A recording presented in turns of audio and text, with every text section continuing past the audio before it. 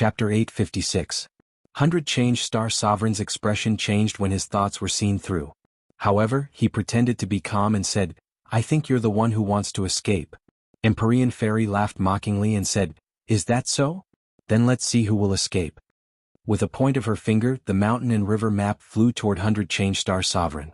The light of 100 Change Star Sovereign's sky water banner was very dim and was far inferior to the mountain and river map. Seeing the mountain and river map flying over, 100 Change Star Sovereign did not dare to argue anymore. He jumped out of the deep pit and fled into the forest. Tang Zheng and the others were dumbfounded. This 100 Change Star Sovereign was really a genius. He was still vowing to kill the Empyrean Fairy a second ago, and the next second he was running away like a rabbit. He really escaped. "Do you think I'll let you have your way?" Empyrean Fairy said coldly. Just as she was about to chase after him, she heard a buzzing sound coming from the forest. The demonic beasts that had escaped were actually running back. Even 100 Change Star Sovereign retreated in a sorry state with an ugly look on his face. Whoosh, whoosh, whoosh. A few huge demonic beasts' heads flew out from the forest and landed heavily on the ground, causing blood to splatter everywhere. Empyrean Fairy stopped abruptly and looked suspiciously at the dense forest. Even Tang Zheng and the others quieted down and stared intently at the front. The buzzing sound became louder and louder. A few trees fell to the ground and a few spinning things appeared in the sky. The buzzing sound came from these things. These things looked like bamboo hats but were much bigger than bamboo hats. It was unknown how they could fly in the sky. "What are these?" The few of them muttered in their hearts. They could actually force the demonic beast to retreat. Even 100 Change Star Sovereign had retreated. Tang Zheng and the others looked at each other and shook their heads. Obviously they did not know what these things were. 100 Change Star Sovereign's shoulder was dyed red. This was the blood that was not there earlier. Could it be that he was injured by these bamboo hat-like things? What was it that could injure 100 Change Star Sovereign? The few of them became nervous. Rustle. With a slight noise, a few silhouettes came out of the forest and stood at a distance. Tang Zheng's pupils shrank because he saw a familiar face, Fair-Faced Flying Dragon. Fair-Faced Flying Dragon had disappeared without a trace after they parted ways in the mausoleum of the first Qin Emperor. As for his origin, Tang Zheng had no idea. Seeing him again today, Tang Zheng couldn't help but be surprised. Fair-Faced Flying Dragon had nearly died at the hands of Qin Shi Huang previously. Who knew what he was up to this time? Tang Zheng's gaze swept past him, then he looked at the others. As they were all unfamiliar faces, and the person standing at the very front was wearing a mask. A mask. Tang Zheng's heart stirred as he faintly remembered the information he had searched for in Jian Shisan's mind using the soul-searching technique. Azure Dragon Hall's High Lord. Wasn't he just wearing a mask all the time? Could it be that Fair-Faced Flying Dragon was from the Azure Dragon Hall? Actually, Fair-Faced Flying Dragon was so powerful. In this world, other than the Azure Dragon Hall, there was no other place that had such a powerful martial artist. As for the other unfamiliar faces as well as the bamboo hat that was spinning in the air, it made Tang Zheng think of another thing. Flying Guillotine. Legend had it that the Flying Guillotine was the most mysterious assassin team in the Azure Dragon Hall. Every one of them was at least a master-level martial artist, but no one had seen them in these past few years. This was probably the Flying Guillotine of the Azure Dragon Hall. 100 Change Star Sovereign stopped and asked in a flustered and exasperated manner, "Who are you people?" The High Lord took a step forward and said indifferently, "Azure Dragon Hall." His voice was neither fast nor slow, but it was full of pressure. It was as if he was speaking beside everyone's ears, causing their eardrums to hurt. "So you are from the Azure Dragon Hall." Although 100 Change Star Sovereign lived in seclusion, he had already heard the name of this organization. What martial artists? In ancient times, martial artists and cultivators were of the same origin, but now they are killing each other. 100 Change Star Sovereign said. The High Lord said meaningfully, "With the times, this society is progressing. The situation in ancient times does not represent the current situation. Moreover, you cultivators have to fight to the death, so why can't we, martial artists, fight to the death with you cultivators? That depends on whether or not you have the ability." 100 Change Star Sovereign said hatefully. The High Lord laughed strangely and pointed at the bloodstain on 100 Change Star Sovereign's shoulder. "Haven't you already seen it? That was because you ambushed me. I was careless and fell into your trap." 100 Change Star Sovereign angrily roared. Just now, he was only concerned with escaping from the Empyrean Maiden, but he did not expect to be surrounded by the flying guillotine that fell from the sky as soon as he entered the forest. The flying guillotine almost wrapped around his head. If it had really wrapped around his head, he was afraid that his head would have been separated from his body. Fortunately, he had discovered it in time and quickly dodged. Otherwise, his shoulder would have been injured more than this. This group of people had a strong background. If it was one-on-one, 100 Change Star Sovereign was confident that he could deal with them all. However, when they were together, their strength was multiplied. Moreover, he had gone through an entire night of fighting and killing, so he had consumed a lot of energy. Moreover, he was already injured under that huge mountain, which was why he was in such a difficult situation. The High Lord laughed in a low voice, 100 Change Star Sovereign, if you are injured, then so be it. You still have so many excuses. This is not the style of an ancient expert. 100 Change Star Sovereign's eyes trembled. You seem to know me quite well. Of course. Know yourself and know your enemy and you will never be defeated. I know a little bit about everyone's background. Otherwise, how would I dare to come here? The High Lord was full of confidence. Is that so? You really think that these people can deal with me? The High Lord said, not only to deal with you but also those people. He pointed at Tang Zheng and the others. Tang Zheng and the others' pupils shrank as they stared at the High Lord. The stance was really big. The Azure Dragon Hall had always been mysterious. It was fine if they did not appear, but when they did, they actually planned such a big scheme. It was shocking and also amazing the other party's ambition. The Empyrean Fairy stared at the other party. You boast that you know all of us. Could it be that you know me as well? The Great Lord pointed at the fair-faced flying dragon beside him and said, My Azure Dragon Hall's fair-faced flying dragon has met the mysterious maiden of the 9 heavens once. Of course, I can trace your origin and know your origin. The Empyrean Fairy's eyes flashed as she stared at fair-faced flying dragon without blinking, saying, I never thought that you would actually be able to escape from Qin Shi Huang's Taiya sword. Fair-faced flying dragon chuckled. With a flick of his wrist, sword light flashed and a long sword filled with killing intent was placed horizontally in front of his chest. Taiya sword. Tang Zheng and the Empyrean Fairy cried out in alarm at the same time. Back then, Qin Shi Huang had used the Taiya sword to kill fair-faced flying dragon. Later on, the connection between the sword and the Qin Shi Huang was severed and its whereabouts were unknown. It turned out that fair-faced flying dragon had used some unknown method to steal the Taiya sword. Tang Zheng was incomparably shocked. He had seen the Taiya sword's might before. Moreover, ever since he knew about saint weapons, he was certain that the Taiya sword was a saint weapon. Such a peerless saint weapon had actually fallen into fair-faced flying dragon's hands. Didn't this mean that his strength had increased greatly? In truth, fair-faced flying dragon had taken the risk to enter Qin Shi Huang's mausoleum in order to seize the Taiya sword. In the end, Qin Shi Huang had used the sword to kill him, which was exactly what he wanted.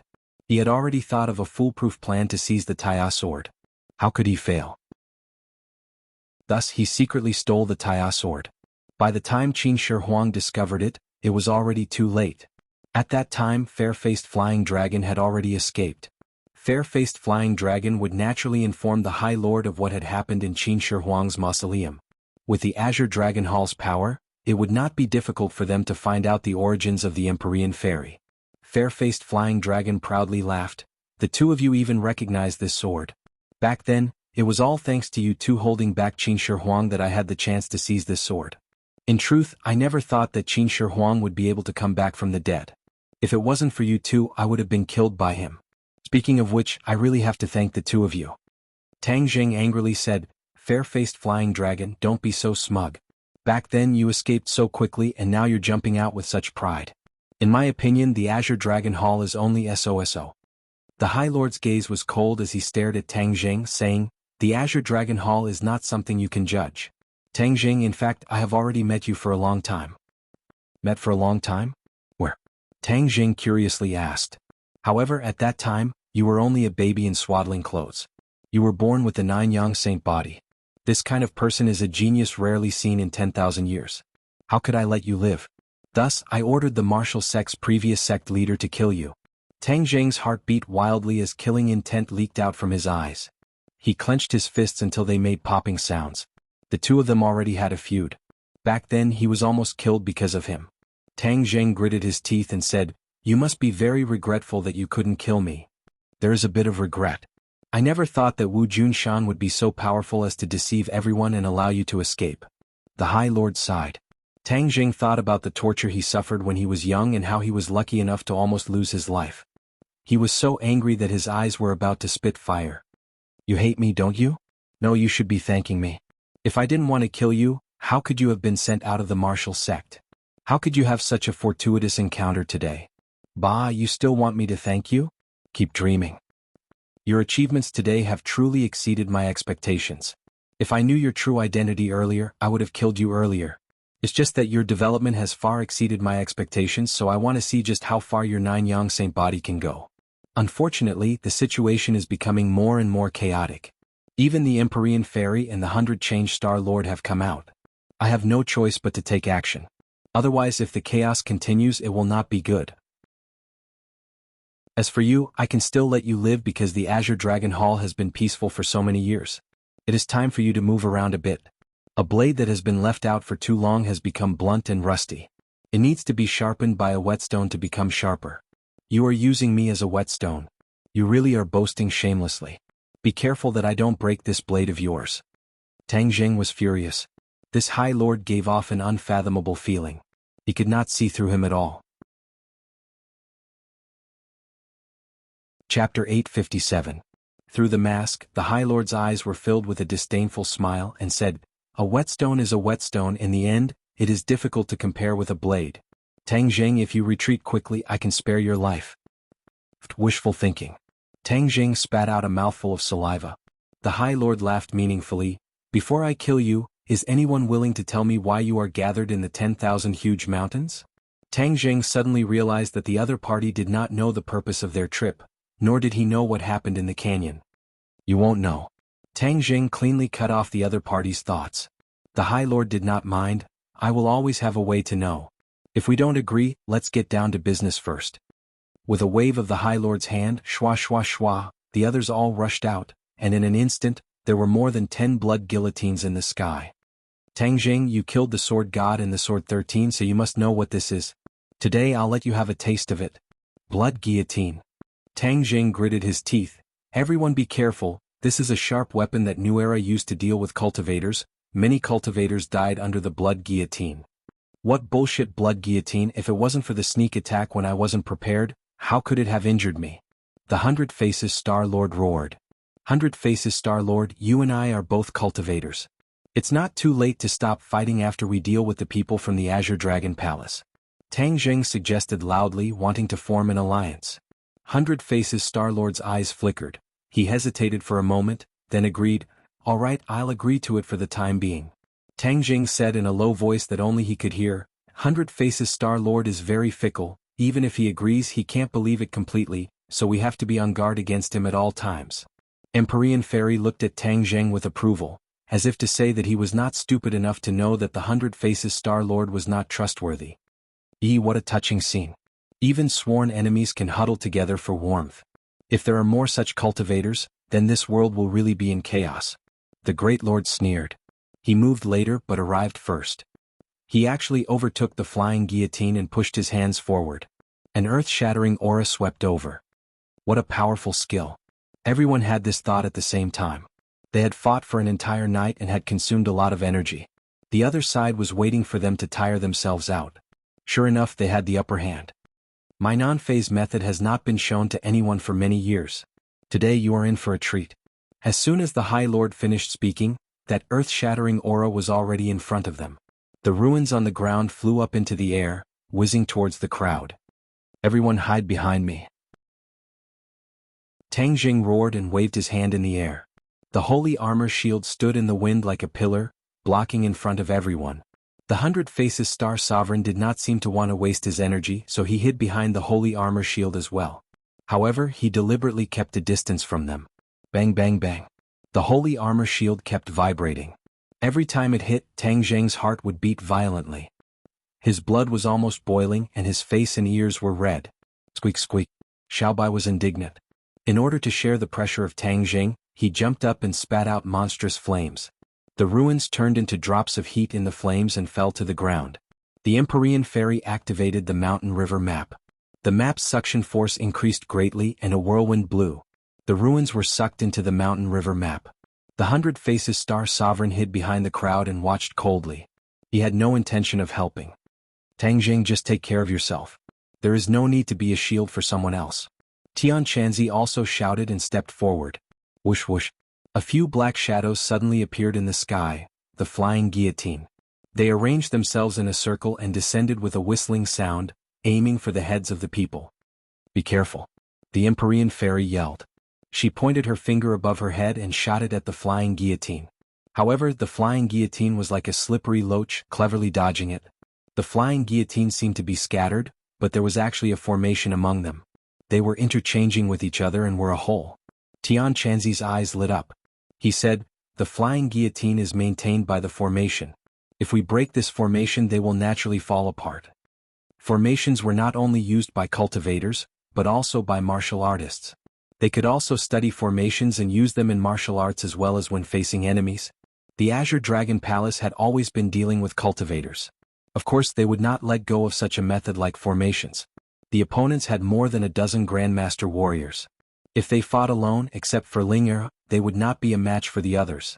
However, when they worked together and cooperated with the formation, their power increased sharply. The Great Lord was not surprised. He mocked, "You saw through my formation. Do you think you can break it?" The sky full of ruins had disappeared. The Great Lord was high in the air, looking down at them. He crossed his fingers and kept changing them. "He is making hand seals," the Empyrean fairy reminded. "Making hand seals? Didn't cultivators make hand seals when they used some secret techniques?" Seeing Tang Zheng's suspicious eyes, Tianqianzi explained, "Warriors and cultivators are the same. They can make hand seals. This is a common aspect. It's just that there are very few warriors who can make hand seals. This non-phase method is really strange." The Great Lord had finished making hand seals. His fingers crossed into a strange posture. He opened his mouth and a sound came out of his mouth. Bang. It was a simple syllable. It seemed that he had used up all his strength to make this sound. Not only did his chest and abdomen resonate, but this sound resonated with the heaven and earth.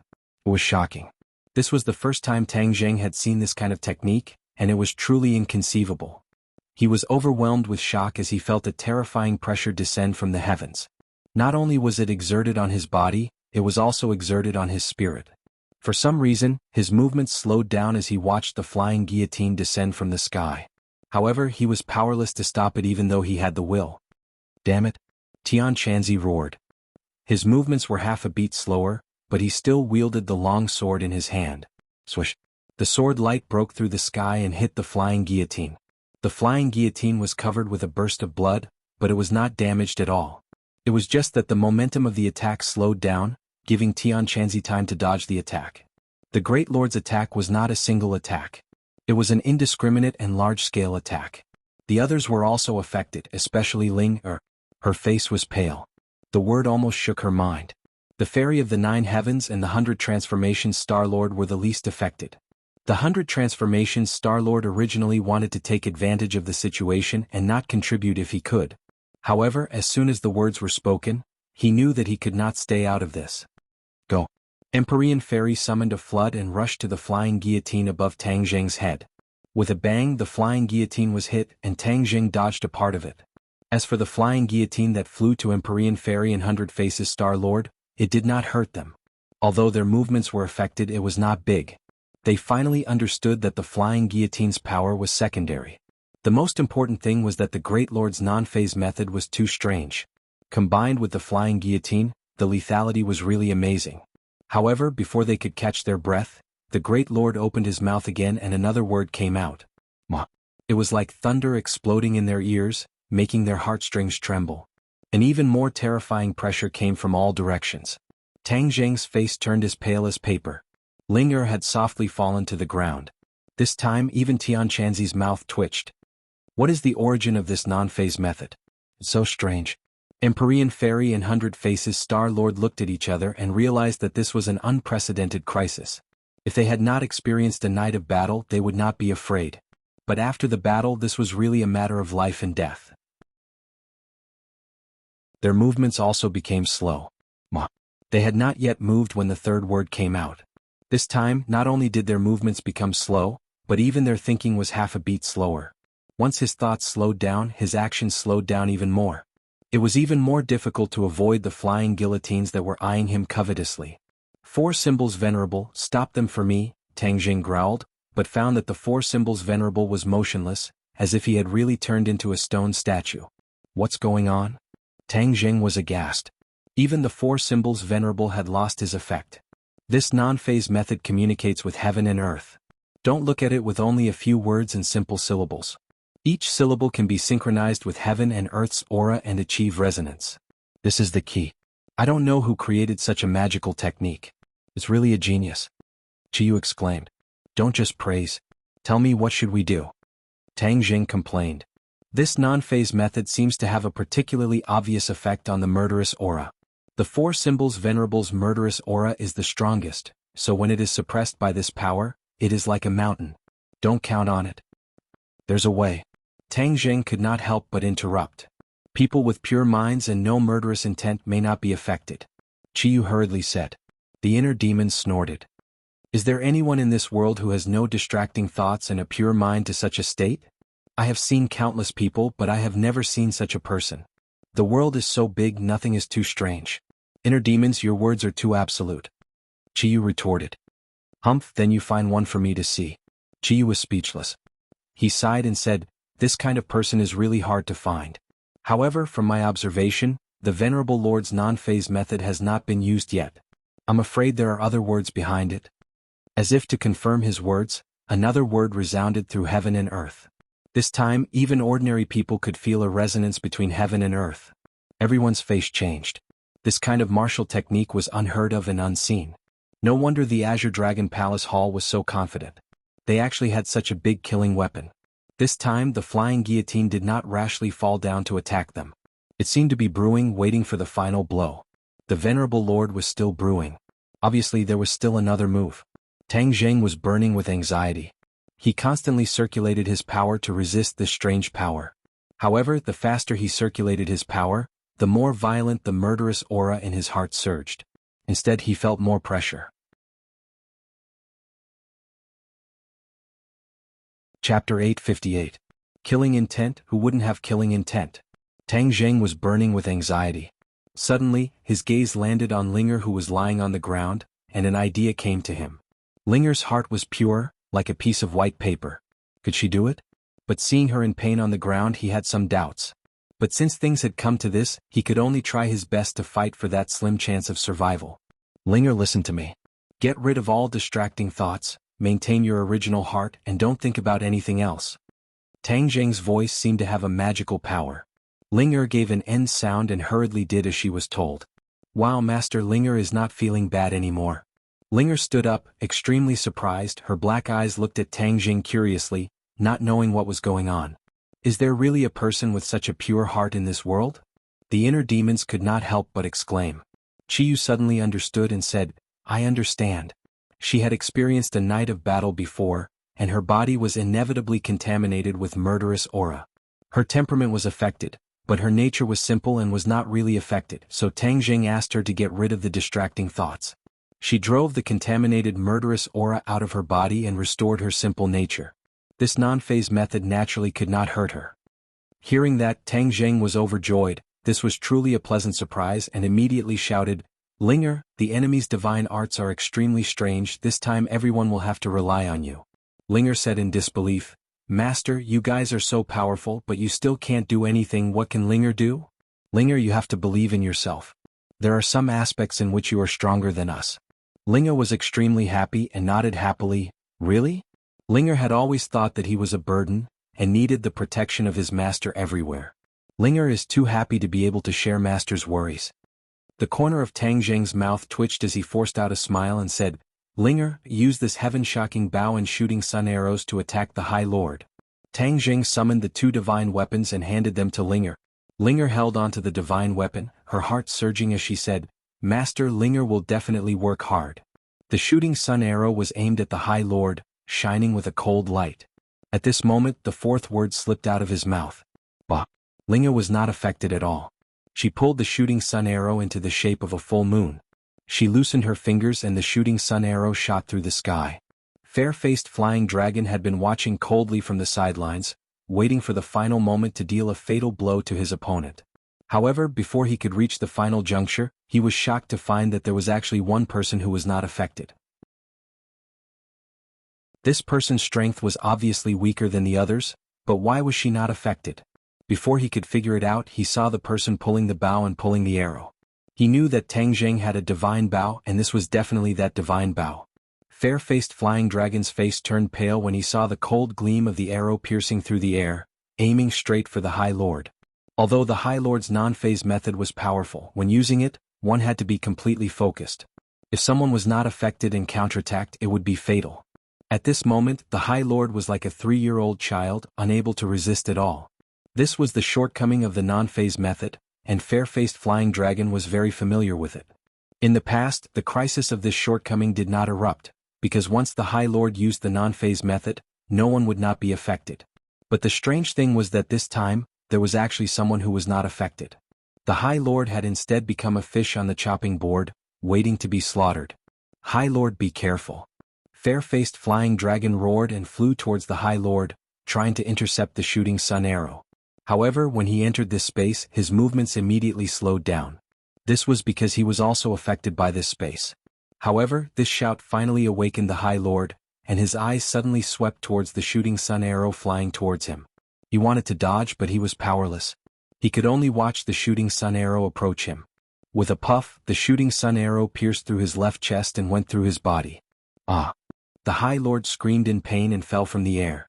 Everyone felt their bodies loosen and they regained their freedom. Linger covered her mouth and looked at the scene in disbelief.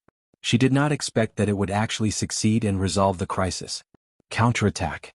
Tang Zheng took the opportunity to shout and stepped forward bravely. The War Soul Sword pierced out to meet the flying guillotine in the air. The flying guillotine also attacked with all its might. With a loud sound, the flying guillotine was split into 2 halves. The person controlling it on the ground spat out a mouthful of blood, and his face darkened. The Empyrean Fairy recognized the High Lord, and her figure flashed as she attacked the High Lord. The High Lord clutched his chest and blood flowed out. His face showed annoyance and disbelief. Obviously, he did not expect that there would be someone who was not affected by his non-phase method. He was already injured and was not the Empyrean Fairy's opponent. He hurriedly retreated, but the Empyrean Fairy followed him like a shadow, obviously wanting to get rid of him completely. Stop, you are not allowed to hurt the High Lord. Fair-faced flying dragon roared, and the Taya sword slashed towards the Empyrean Fairy. Facing the Taya sword, the Empyrean Fairy did not dare to take it lightly. After all, it was a sacred tool. Moreover, she was very familiar with the Taya sword and knew how powerful it was. If you want to hurt the High Lord, you will have to step over my dead body. Fair-faced flying dragon was dead set on the High Lord, and his attitude was very firm. The Empyrean Fairy snorted disapprovingly, and brought out the stately painting. A powerful suction force immediately enveloped fair-faced flying dragon. Fair-faced flying dragon's expression suddenly changed. Whoosh, whoosh, whoosh. Fair-faced flying dragon fiercely slashed a few times at the stately painting. The powerful sword chi stirred the air, trying to break free from the stately painting's restraint. However, it was all in vain. Fair-faced flying dragon was a first-grade martial emperor, which was equivalent to a first-grade yuanying. There was a huge gap between him and the Empyrean Fairy, who was in the divine transformation realm. He could not resist at all. The 100 Faces Star Sovereign involuntarily rose into the air and flew towards the stately painting. No matter how he struggled, it was futile. Seeing this, the High Lord gritted his teeth and spat out the word me. The Empyrean Fairy's movements were sluggish. Fair-faced flying dragon immediately broke free and landed on the ground, holding the High Lord.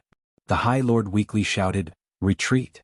Fair-faced flying dragon madly rushed into the forest, and his voice came from afar, "The flying guillotine is behind, stop them." In order to buy time for the High Lord to escape, he did not hesitate to sacrifice the flying guillotine. Change formation. More than a dozen martial masters shouted in unison. The flying guillotine changed formation in mid-air, and they shuttled back and forth. Their figures flickered, making it difficult to see clearly. Attack. With a loud shout, more than a dozen flying guillotine attacked the few people at once. They hummed and spun non-stop, like bloody mouths that were choosing people to devour. A group of dragons without a leader, yet you still dare to provoke me. Humph, I'll kill you first and let you know the consequences of sneak attacking me. The 100 Faces Star Sovereign roared and rushed over. The celestial water banner shook, and a torrential flood appeared out of thin air, hitting the flying guillotine and breaking the formation. Once the formation was broken, more than a dozen martial masters were immediately revealed, and they were flustered. The 100 Faces Star Sovereign rushed in and killed 2 people with just a few moves. However, the 100 Faces Star Sovereign did not stop and rushed into the forest in the blink of an eye. He's trying to escape. Tang Jing shouted, wanting to chase after him, but was stopped by a few martial masters. Damn it, get out of the way. Tang Jing roared in exasperation, but the few of them were like a human wall, blocking in front of him, making it impossible for him to pass through. Forget it, let's take care of these people first. After the Empyrean Fairy finished speaking, she displayed her divine might, and Tian Chanzi and the 4 symbols Venerable did not hold back either, killing in all directions. The group of martial masters finally could not hold on any longer. Under the circumstances of paying the price of a few lives, they fled in all directions. Obviously, they knew that if they fled together, their chances of survival would be even slimmer. If they scattered and fled in all directions, there would always be someone who would be lucky enough to escape. This method was extremely rare. Tang Jing had too few people on his side, and in the end, a few of them escaped. Tang Jing did not care about these small fries, but in his heart, he gradually understood that there was a discrepancy in the information he searched in Jian Shisan's mind. It said that the flying guillotine was invincible, and many cultivators had died in their hands. Now it seemed that the flying guillotine was powerful, but that was because they had not faced experts like the Empyrean Fairy and the 100 Faces Star Sovereign. Otherwise, the flying guillotine could only flee in all directions. Perhaps, the flying guillotine had to cooperate with the Venerable Lord to display its great power. Just like just now, if Linger had not insisted on coming together, then they would definitely have been in big trouble, and even had their heads cut off by the flying guillotine. Therefore, the rumors of the flying guillotine were not all nonsense. This was then and now, and the situation was different. Let's continue to chase after the Venerable Lord. Tang Jing did not want to let the tiger return to the mountain, and said decisively. Several people agreed. They all had a lingering fear of his non-phase method, so they really wanted to leave him in the 100,000 mountains. Whoosh whoosh whoosh. Several people shuttled through the forest, like ghosts. Their speed was beyond imagination. Suddenly, the sound of fighting rang out in front of them. They were overjoyed and chased after it. However, they only saw a figure fleeing far away. It was obviously the multiform Star Sovereign. There were many corpses on the ground, and only one person was left standing. However, his body was dripping with blood and he was in a sorry state. Long Xianyuan. Tang Jing was secretly shocked. He recognized that the other party was actually the patriarch of the Long family, and those who died were probably also from the Long family. Why would the Long family be in the 100,000 mountains? Seeing Tang Jing looking at him with an unfriendly expression, Long Xuanyuan's heart jumped wildly. This time, it was a very risky move for him to enter the 100,000 mountains. Although he grew up near the 100,000 mountains, his elders had warned him not to set foot in the 100,000 mountains. This time he realized that Tang Jing's purpose in coming to Dianan was not simple. In addition, Tang Jing rushed into the 100,000 mountains in a hurry. He guessed that something big must have happened, so on a whim he brought people to chase after him. What he discovered along the way was an eye-opener and a deep shock. However, before he could find Tang Jing, he found a person holding a masked man in a hurry and slipped away from them in the blink of an eye. Long Xianyuan was shocked. There was actually such a strong martial artist, but before he could say a few more words, he realized that another child had rushed over. This child actually did not distinguish between right and wrong, and directly started killing his people. Of course, he wanted to stop it, but found that it was like a mantis trying to stop a chariot. However, after the child killed his men before he could kill him, he was chased by the pursuers. In the next second he saw that the pursuer was actually Tang Jing.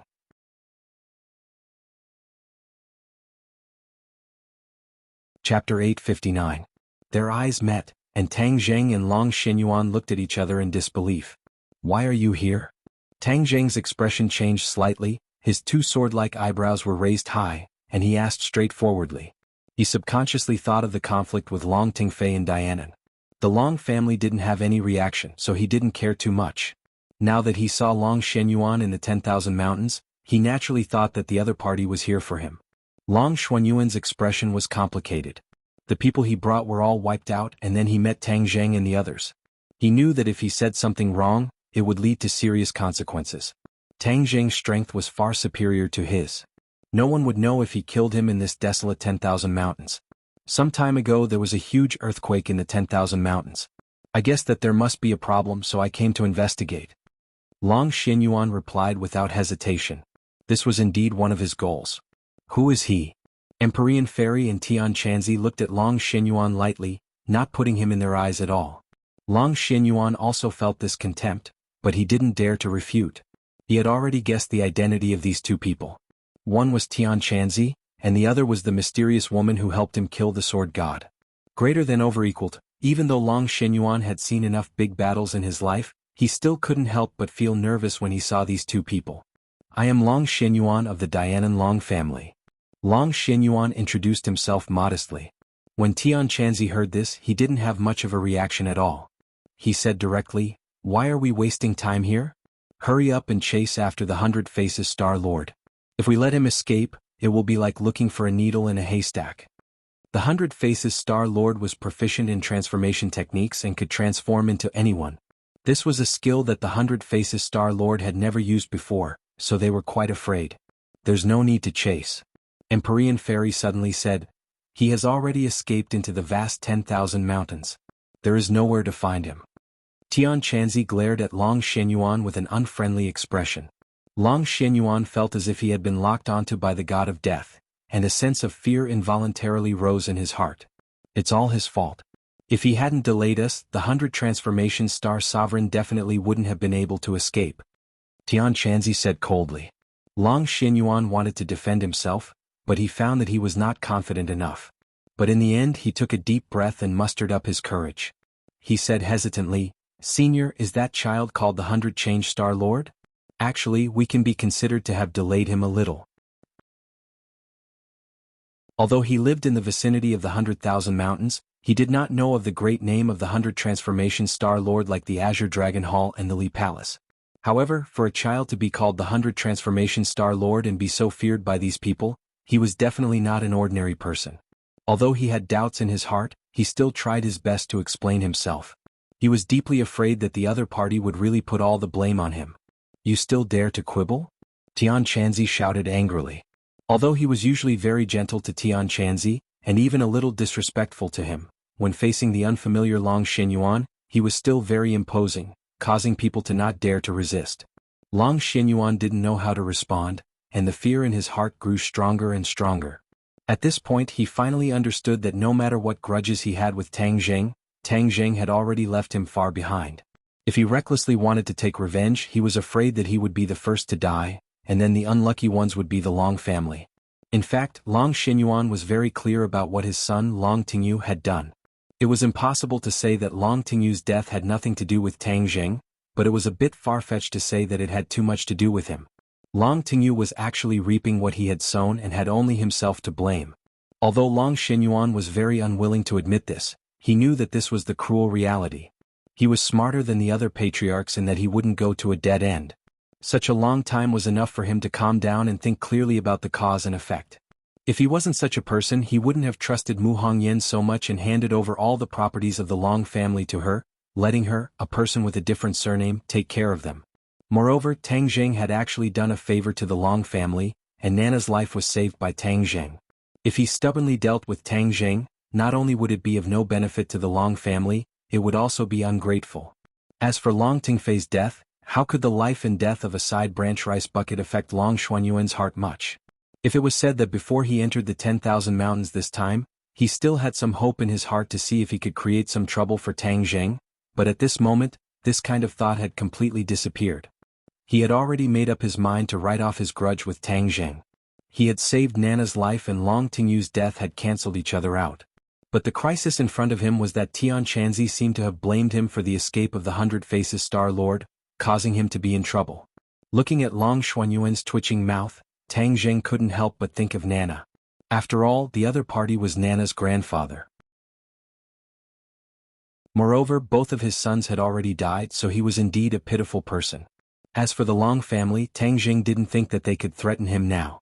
Therefore, whether it was for the sake of Nana or Mu Hongyan, he was prepared to let Long Xinyuan go. Tang Zheng coughed and stood up. Long Xinyuan looked at him in shock, not knowing what he was going to do. He was terrified to find that not only was he facing Heaven Monk, even he was facing Tang Zheng, he was actually feeling fear in his heart, as if he was looking at a tall mountain. He couldn't help but sigh in his heart. He was really old and he had to admit that he was old. "Patriarch Long, I don't know why you entered the 10,000 mountains this time, But the 10,000 mountains is not a place you should come to. I'm sure you have experienced the danger just now. However, if you want to target me, you have to think twice before you act. For the sake of Nana and Sister Mu, I will not pursue this matter. Please do as you wish, Tang Jing said. Seeing that Tang Jing didn't pursue the matter, Long Xianyuan heaved a sigh of relief. He couldn't wait to wipe the cold sweat on his forehead and said, Tang Jing, you misunderstood. I definitely didn't mean to target you. As for the grudge between you and the Long family, I have thought it through. Nana and Hongyan have been taken care of by you. I haven't personally thanked you yet. There's no need to thank me. Sister Mu has helped me a lot. Moreover, I like Nana very much. I have always treated her as a sister. Long Xianyuan heaved a sigh of relief. You really didn't have any resentment? He asked nervously, then can I go and see Nana in the future? The older generation valued the inheritance of the family very much. Long Xianyuan only had one descendant left, Nana. In his heart, he missed her very much. Tang Jing occasionally heard Nana mention her grandfather. He knew that Long Xianyuan had always treated her well. After pondering for a while, he agreed. This was Long Xianyuan's right. You are Nana's grandfather? The Empyrean fairy suddenly asked. Long Xianyuan was even more nervous when facing the Empyrean fairy. He knew that this was the fierce person who killed the sword god. He hurriedly bowed slightly and said, Yes. Nana is my disciple. The Empyrean fairy simply said this sentence and didn't say anything else. Long Xianyuan's eyes almost popped out of their sockets. He looked at the Empyrean fairy in disbelief. His granddaughter was actually a disciple of this person. This was really the Long family's fortune. Immediately, he bowed deeply to the Empyrean fairy and said, It is the fortune of 3 lifetimes for Nana to be able to enter your sect. This old man thanks you. The Empyrean fairy looked at him indifferently and said, I accepted her as my disciple because of her talent. It has nothing to do with you and the Long family. Yes. Long Xianyuan hurriedly nodded and didn't dare to refute. But this is also a great fortune of the Long family. Can I ask you to let me play host after you leave the 10,000 mountains? I said this has nothing to do with you. The Empyrean fairy refused. Long Xianyuan didn't dare to persuade again, but the wrinkles at the corner of his eyes were filled with joy.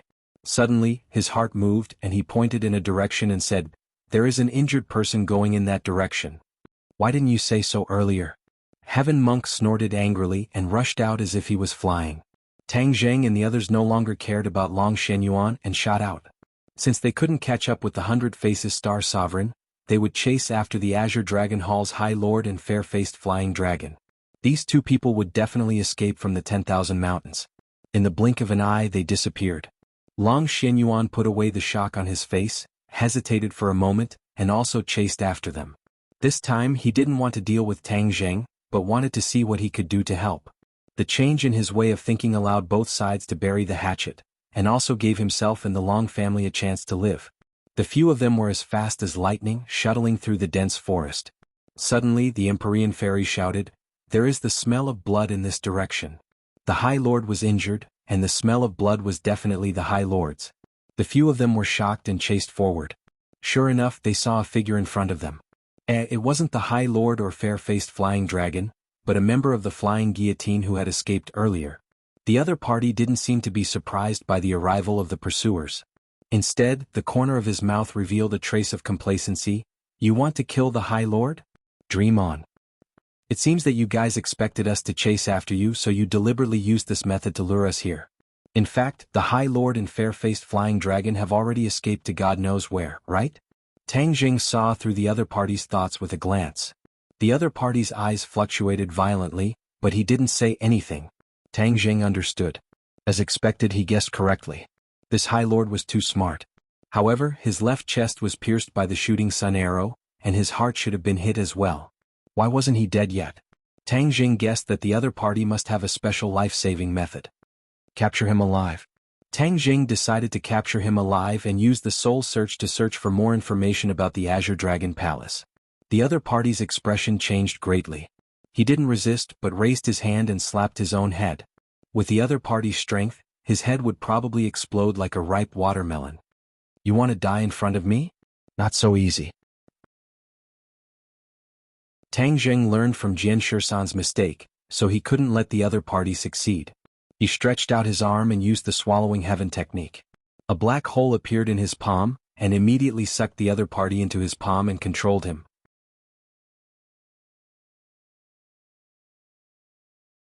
Chapter 860.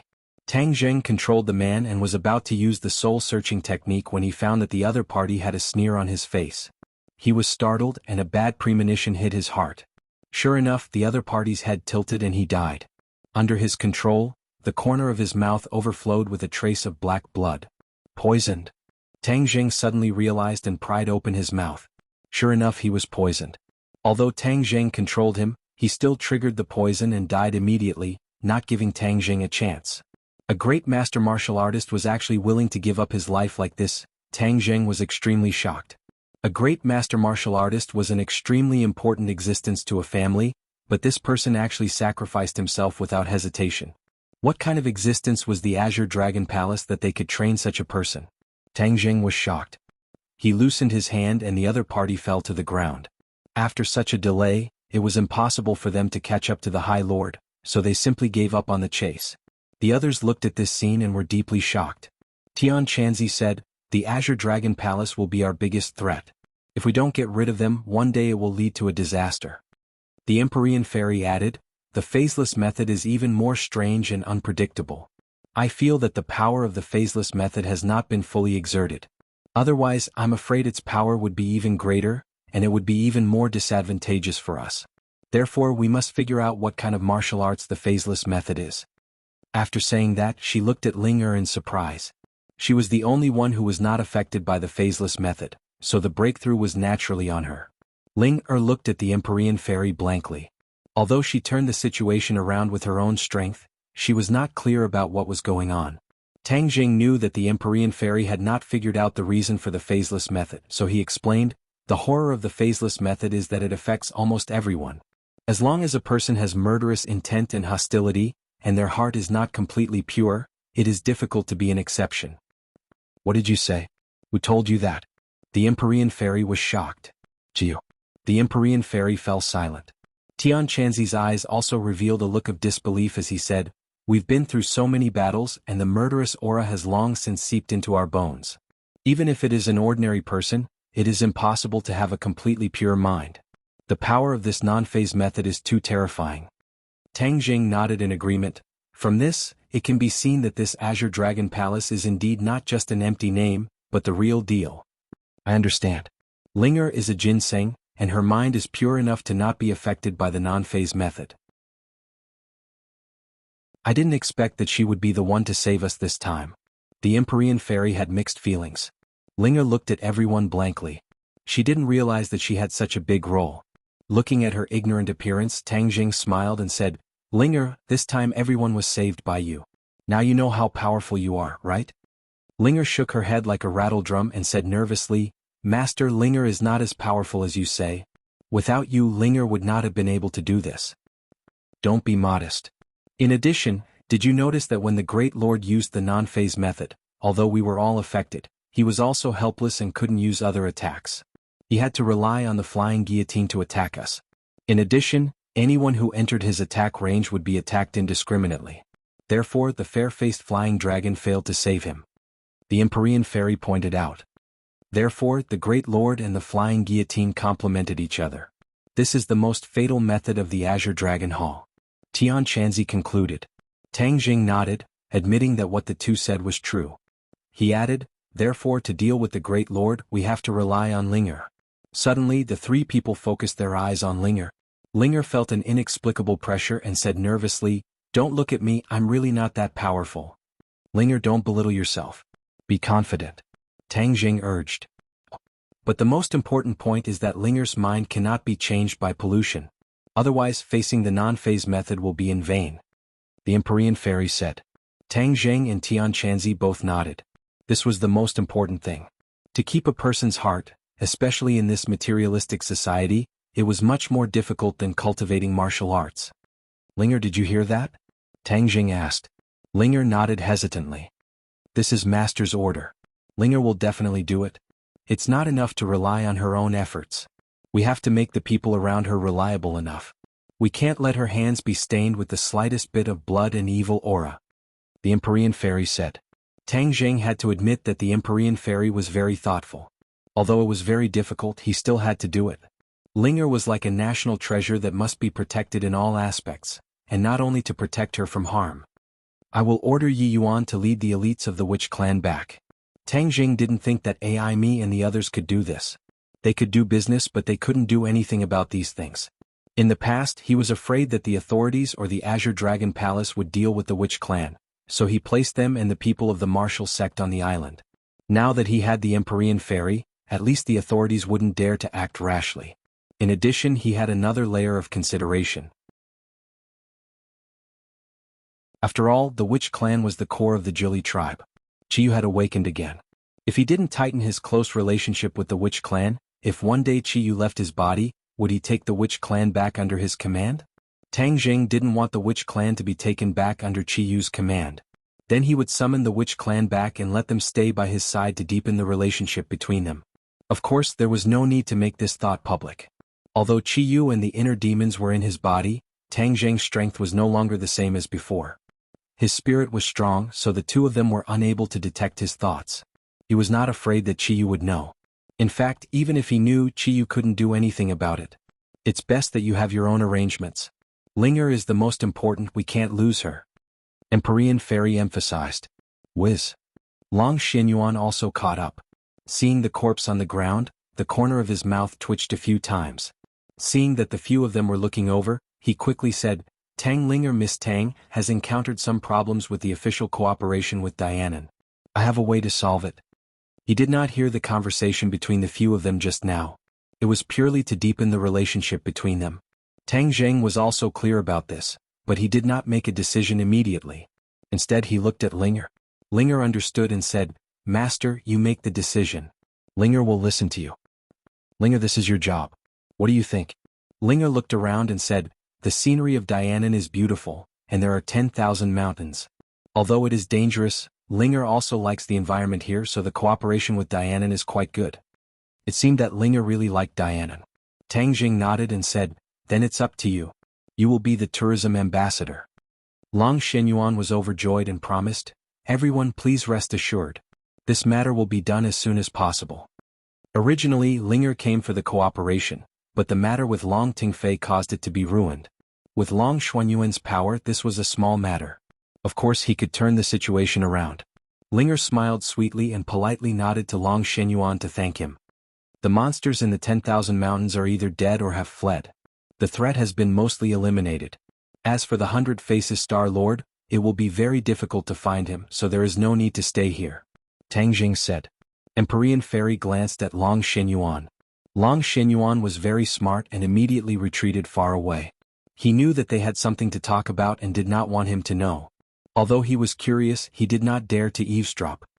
I want to go to Mount Buzhou to take a look. Empyrean Fairy said that before coming, Tang Zheng had already told her about Mount Buzhou and the 100 Faces Star Lord. She was naturally very curious. The 100 Faces Star Lord is definitely not in Mount Buzhou. Tang Jing said. I'm not looking for him, I'm looking for Mount Buzhou. Empyrean Fairy insisted. Alright, let's go to Mount Buzhou. Tang Jing was actually not too willing to expose Mount Buzhou in front of too many people. After all, Mount Buzhou was related to the Heaven Stairway, and furthermore, Yin Qingyi's prophecy also involved Mount Buzhou. However, Empyrean Fairy was not an outsider, so he had no way to refuse this request. Patriarch Long, let's part ways here. You don't have to follow us anymore, understand? Tang Zheng called Long Shenyuan over and warned him. Long Shenyuan understood that the other party was going to do something secretive. If he continued to follow them, he would be asking for trouble. He promised and said that he would immediately go back and prepare for Linger's tourism ambassador. After bidding farewell to each other, Tang Zheng and the rest rushed towards Mount Buzhou and entered the prehistoric heavenly tomb once again. Occasionally there would be monsters appearing, but they were extremely weak. When they saw these people, they would run in all directions. The demonic beasts were not idiots. Even their master, the 100 Faces Star Lord, had failed, so how could they dare to compete with Tang Zheng and the rest? Tian Chanzi looked at the messy prehistoric heavenly tomb, especially the tombstones that had fallen to the ground. Tian Chanzi sighed with emotion. I'm afraid that even in their dreams, these experts would never have thought that they would suffer such a great crime after death. This 100 Faces Star Lord is truly too despicable. I'm guessing that the 100 Faces Star Lord will probably leave the 10,000 huge mountains. There's nothing left for him here. In the future he could be anyone and the threat to us would be even greater. Tang Jing sighed faintly. How could everyone not know this, but there was nothing they could do. Gradually, Mount Buzhou appeared in their line of sight. It was covered in white snow and the mountainside was shrouded in clouds, making it impossible to see through. Empyrean Fairy stared blankly at Mount Buzhou and said, "When I was young I heard my father mention Mount Buzhou, but at that time Mount Buzhou was already broken and no one knew where Mount Buzhou was. I never thought that it would actually be hidden here. Mount Buzhou is connected to the sky beyond heaven. If we rebuild the heaven stairway we can go to the sky beyond heaven and bring the others back." Tian Chanzi had always been thinking about this matter.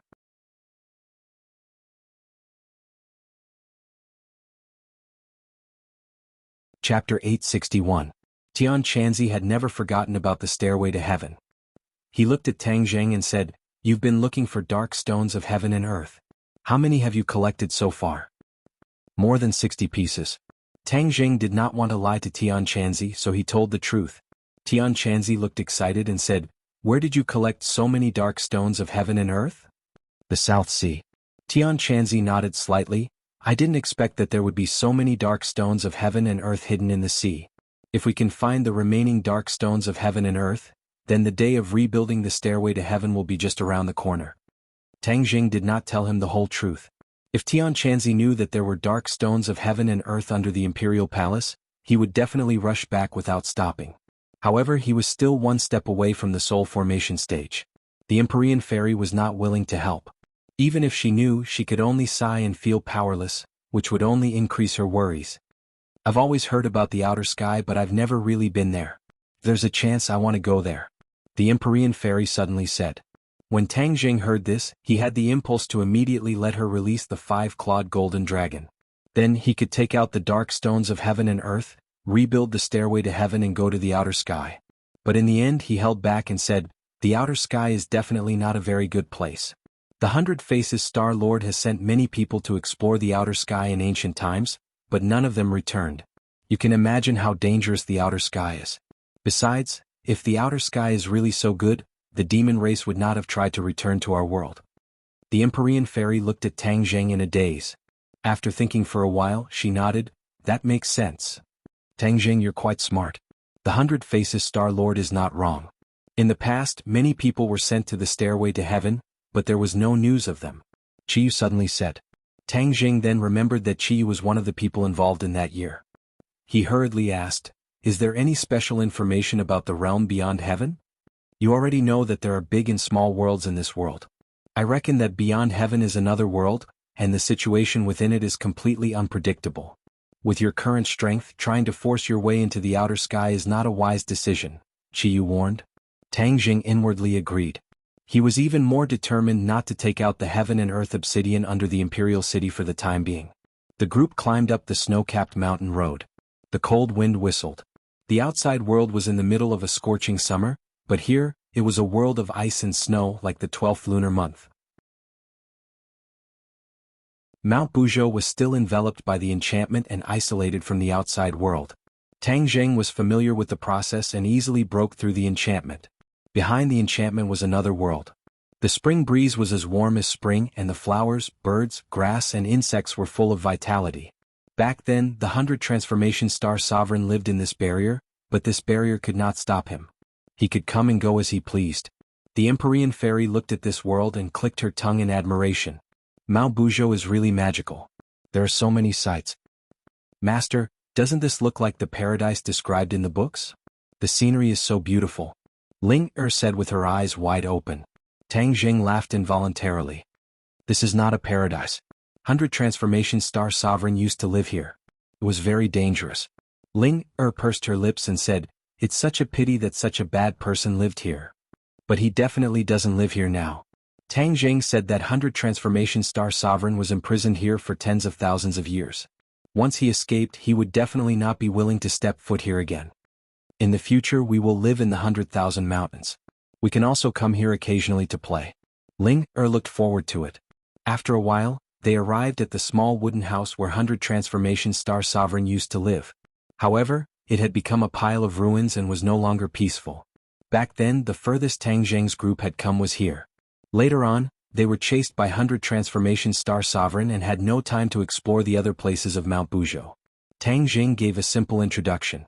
The Empyrean fairy nodded secretly and said, "Then let's continue forward. We haven't reached the peak yet." Tang Jing was moved. He also wanted to explore the peak and gladly accepted. The group continued forward. The scenery along the way became more and more beautiful. It was truly a scene of paradise. Suddenly, a thick fog shrouded the front, blocking everyone's path. "This fog is strange." The Empyrean fairy frowned. "Amazing, you can see it with a single glance." Tang Jing praised. He walked straight to the fog and waved his hand. The fog also surged as if it was alive. "This is a formation?" Tian Chanzi asked hesitantly. After the stairway to heaven was destroyed, the peak was sealed by a formation. Normal people can't reach it. "This is what Qiyu told me." Tang Jing explained. The method to break the formation was naturally from Qiyu. As soon as he finished speaking, the fog was pushed aside and retreated to the sides. A strong wind blew, causing them to sway and almost lose their balance. "Everyone be careful. This peak is not simple. It's very dangerous," Tang Jing warned. He held Linger's hand and said, "Linger, follow me." Linger smiled sweetly. She held Tang Jing's hand tightly and followed him obediently. The strong wind was biting cold. The aura of heaven and earth had become very chaotic. It was completely different from the previous fragrance of flowers and birds. It was as if they had entered another world. This Mount Buzhou was really strange. The foot of the mountain, the middle of the mountain, and the peak were three completely different scenes. It was like three different worlds. If a normal person came to the peak, they would have been blown away by the strong wind and fallen off the cliff to their death. They didn't walk very far before they found that the path beneath their feet had become dangerous. There were cliffs on both sides. There was only a straight path in the middle. The path went straight up and stopped abruptly after a few dozen meters. "We've reached the peak," Tang Jing said. Although Qiyu had described this scene to him before, he was still shocked when he saw it with his own eyes.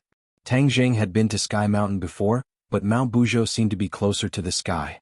They were only one step away from reaching the sky. It was really within reach. The few of them stared at the end of the path. The Empyrean fairy said, "Is that where the stairway to heaven broke?" "Yes. If we follow that path to rebuild the stairway to heaven, we can reach the sky beyond heaven." Tang Jing pointed to the end of the path and said. Linger looked at the sky blankly and asked, "Linger has also been on a plane. It's higher than here. Why didn't I see the sky beyond heaven?" The Empyrean fairy looked deeply at her and said, "The sky beyond heaven isn't really in the sky. It's another world. The stairway to heaven is the key to opening that other world. I'm guessing that there's a formation in the stairway to heaven or something like that that can trigger the passage to the sky beyond heaven. It doesn't mean that one can only go to the sky beyond heaven by ascending to the sky beyond heaven." Linger didn't fully understand and looked blankly at Tang Jing. Tang Jing, on the other hand, understood. He was deeply impressed and said, "You are right. The heaven stairway is the key and door to the sky beyond heaven. As for why it has such an effect, even Qiyu is not clear about it." How did the stairway to heaven come about? Tang Jing had already asked Qiyu this question and answered, "The stairway to heaven was accidentally discovered by someone. As for its origin, no one knows." Well, it seemed that the stairway to heaven was as mysterious as the sky beyond heaven. If they wanted to solve all of this, they would have to rebuild the stairway to heaven. The Empyrean fairy and Tian Chanzi looked at the mountain peak in front of them with burning eyes. It was as if they were imagining the scene after the stairway to heaven was rebuilt. Tian Chanzi waved his fist and said, "No matter how dangerous the sky beyond heaven is, as long as I'm alive, I will definitely explore it." Tang Jing looked deeply at him. Tang Jing was also curious about the sky beyond heaven, but he wasn't that interested at the moment. The Empyrean fairy seemed to be a little unwilling and leaped into the air. Like a dancing butterfly, she flew straight up into the sky. The astral wind in front of her became more and more biting cold. It blew her hair up and her body swayed along with it.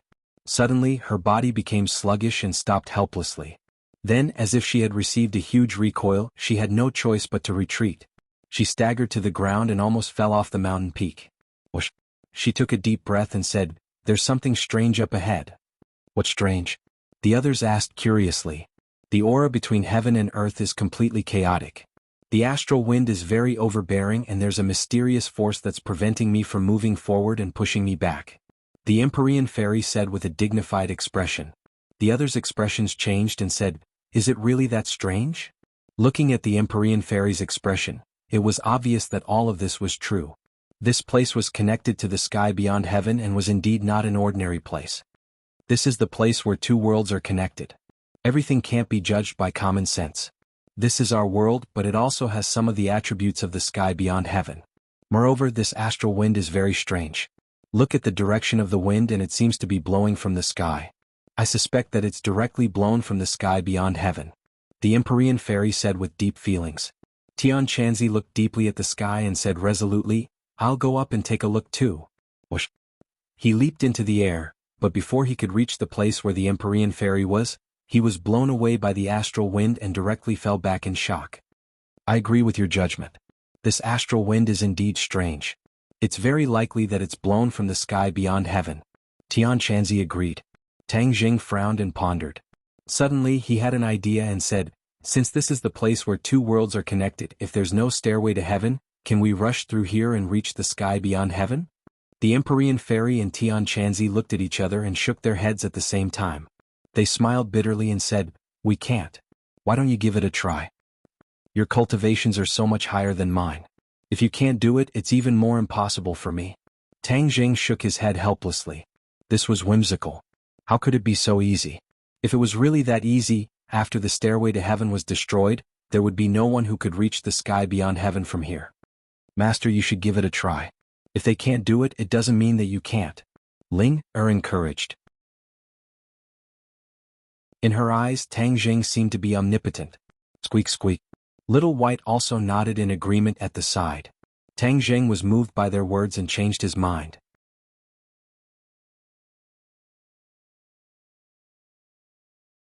Chapter 862. Tang Jing circulated his power, and the genuine qi flowed smoothly through the meridians in his body. With a slight tap of his toes, he rushed into the sky like a cheetah. Whoosh! An even more piercingly cold wind blew past his ears, causing his cheeks to hurt. Moreover, from the unseen world, a mysterious force came head-on, trying to stop him. Roar! He let out a deep roar and hurriedly circulated his true qi in an attempt to resist this power. However, this power was too strong and there was nowhere to vent it. His body was about to fall back. He was quick-witted and hurriedly used the sky-swallowing technique. Two black holes appeared in his palms, and the power was actually absorbed by the black holes. With the resistance greatly reduced, he leaped up again and actually flew against the current, flying even further than the Empyrean fairy. The Empyrean fairy and Tianqianzi looked at each other in shock. How did he do it? At the same time, they couldn't help but look forward to seeing if Tang Jing could find anything. Or perhaps, he had really found the world beyond heaven?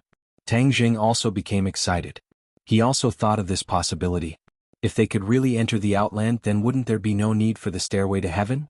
The strong wind was like a knife, and it actually cut open a wound on his cheek. It was extremely painful, but he quickly gritted his teeth and endured it. He continued to circulate his power, hoping to reach even further. A ripple suddenly appeared in the blue sky and a change occurred. A barbaric scene entered his eyes. Before he had time to think, a loud roar pierced through his eardrums. He saw an incomparably large bird flying over from the horizon. Rumble. Unknown ferocious beasts were running on the ground. The towering trees were broken by the ferocious beasts. In the huge forest, the ferocious beasts drew a long black line. There were actually over 100 of them. These ferocious beasts were larger than most of the beasts that Tang Jing had seen before. Furthermore, they were ferocious and terrifying. However, they seemed to be very afraid and were running away from something. That big bird. Tang Jing's eyes flashed as he looked at the massive bird in the sky. It was even bigger than any plane in the world, and when it spread its wings, it was at least 1,000 meters long. Whoosh! The big bird flapped its wings, and a tornado appeared between heaven and earth. The big bird swooped down like a fighter jet, and the sound of breaking through the air was like thunder. In the blink of an eye, over 100 ferocious beasts on the ground were defeated by him in a single move. Countless were killed or injured, and then they were swallowed into his big mouth and disappeared. A 7-colored light flashed on the bird's body. When the light dispersed, the bird disappeared without a trace. Tang Jing was dumbfounded. His mouth was about to be stuffed with a duck egg. The shock that this scene gave him was unimaginable. It was more shocking than any battle he had ever encountered. Perhaps only the battle of Zhuolu that he had seen in Qiyu's illusion could be compared to this. His vision gradually expanded. In the distance he saw a majestic city. This city was so huge that he couldn't see the end of it with a single glance. There was a terrifying might within the city. Moreover, at the center of the city, a pillar of light rushed into the horizon, connecting heaven and earth. This pillar of light seemed to contain an extremely mysterious power, which made people feel reverence. Tang Jing wanted to take a closer look. Suddenly, the scene in front of him fluctuated and disappeared. It became a blue sky again. His figure paused and he was blown back by the strong wind. Tian Chanzi hurriedly caught him and said with concern, "Be careful. What did you find? Why are you so distracted?" The Empyrean fairy also looked at him with burning eyes, waiting for his answer. Tang Jing muttered to himself for a while, digesting the shocking scene and said, "I saw something." What? Previously, Tian Chanzi and the Empyrean fairy didn't find anything. Hearing this, they were shocked, happy and curious. Tang Jing described what he saw in detail. Suddenly he asked, "Did you hear those sounds just now?" The two shook their heads at the same time. "No, we only heard the sound of the wind. Since you're the only one who saw those images, it seems that only you can hear those sounds. Do you think those images are from the sky beyond heaven?" Tang Jing asked curiously. This was the thought that came to him when he saw the scene just now. "It should be." The two said in unison, "Since this is the passage to the sky beyond heaven, it's not impossible to occasionally see images from there. It's just that we can only do this by breaking through the obstruction of that mysterious power." "You actually have a way to deal with that mysterious resistance." The Empyrean fairy looked at him in amazement. Tang Jing chuckled. Fortunately, it was the sky-swallowing technique that worked. The Empyrean fairy and Tian Chanzi both knew about the sky-swallowing technique. Tian Chanzi asked suspiciously, "As far as I know, the sky-swallowing technique is of little value to the demon race. I feel that your sky-swallowing technique is much more powerful and different from the demon races." Tang Jing couldn't help but sigh at Tian Chanzi's shrewdness. He admitted, "There is a little difference." This was because after he obtained the second half of the sky-swallowing technique from the Langya Pavilion, the sky-swallowing technique had unknowingly changed. Of course, its power was much more powerful than the demon race's sky-swallowing technique. Tian Chanzi didn't care much about the demon race's techniques. He didn't continue to ask about the sky-swallowing technique and changed the topic. "You're the only one among us who can get close. Can we try again and see if we can see more images?" The Empyrean fairy also nodded in agreement. Tang Jing was also quite tempted. He rested for a moment, accumulated his vital energy and flew up again. This time he directly used the sky-swallowing technique. Sure enough, the mysterious force appeared again, but it was immediately absorbed by the sky-swallowing technique. Tang Jing once again arrived at the previous place. He opened his eyes wide, not letting go of any details, hoping to see more images. However, things didn't go as he wished. The wound on his face burst open again, and the clothes on his body were torn apart, revealing his strong physique. "Things didn't go as I wished. I can't see anything." Tang Jing looked around and couldn't help but feel disappointed when he saw nothing. The strong wind blew and he couldn't continue to persevere. He flew back with a depressed face and shook his head at their eager eyes. "No, I can't see anything." The two couldn't help but feel disappointed. Tian Chanzi patted Tang Jing's shoulder and comforted him. "This is something that can only be encountered by chance. Since you've seen a little, it's enough for us to understand more about the sky beyond heaven. In fact, the images you've seen have already conveyed a lot of information." Tang Jing's spirit was shaken and he nodded. "That's reasonable. At least we know that the sky beyond heaven is indeed a dangerous place as we previously speculated. It's not a good place. Those ferocious beasts and that giant bird are no pushovers. On top of that, that city is so vast that it's obvious that the outer sky is a much more powerful world. The natives of that world are far more powerful than us. The few of them didn't look too good. There were so many small and big worlds, and now that they found out that the strength of this world was so terrifying, of course they couldn't be happy. They also finally understood why the demon race tried so hard to return. In that world, the demon race's life was probably not easy. Chiyu also knew about the sky beyond heaven for the first time. He sighed. No wonder so many people never returned. They were probably killed by the natives of the sky beyond heaven. Tang Jing felt regretful and said seriously, "Since the sky beyond heaven is so dangerous, and there are even stronger existences, the stairway to heaven can't be easily rebuilt. Otherwise, we won't only be facing the cultivators of our world, but also the natives of the sky beyond heaven. At that time, we'll be in trouble and we might even cause a disaster to this world. Although Tian Chanzi was unwilling, he had to admit that Tang Zheng's words were reasonable. He didn't say a word and tacitly agreed with Tang Zheng's decision. The Empyrean fairy looked at the sky deeply and said regretfully, I originally wanted to go to the sky beyond heaven to investigate, but now it seems that this plan is going to be ruined. Tang Zheng didn't think so, because he suddenly remembered Yan Qingyi's prophecy. In the prophecy, the stairway to heaven had been rebuilt. However, he also remembered Qiyu's words. The stairway to heaven existed a long time ago. At that time, only the people of this world entered the sky beyond heaven through the stairway to heaven. Why didn't the people of the sky beyond heaven come through the stairway to heaven? After listening to Tang Zheng's question, Qiyu was speechless for a moment. He couldn't find a conclusive answer and could only say, maybe there are some reasons that we don't know. Suddenly, Tang Zheng felt that more questions came to his mind, and he couldn't figure it out in a short time. He could only temporarily put it to the back of his mind. Tang Zheng, you're exposed. Suddenly Tian Chanzi pointed at Tang Zheng's clothes, which were almost like strips of cloth, and said mischievously. Tang Zheng was embarrassed. He looked at the Empyrean fairy and Linger, and fiercely glared at Tian Chanzi. He quickly ran to the side to change his clothes. The few of them didn't continue to stay here. They looked at the peak of the mountain with complicated expressions and went down the mountain. After experiencing 3 different environments, they came to the foot of the mountain. When they looked back again, the peak of the mountain was covered in clouds and fog. It was impossible to see clearly. I've seen Mount Buzhou. One of my wishes has been fulfilled. Empyrean fairy said. Tang Zheng smiled bitterly and said, there's nothing to do in the 100,000 mountains. Let's go back to the capital. The few of them quickly shuttled through the dense forest. Tang Zheng's mind couldn't help but have images of the sky beyond heaven. His heart was unsettled. If the stairway to heaven is really reforged, then we must do our best to prevent the natives of the sky beyond heaven from coming to this world. Otherwise, this world will really suffer a disaster. Tang Zheng thought silently. Although he never wanted to be a savior, when he saw that this world was in danger, he almost subconsciously wanted to avoid that kind of situation.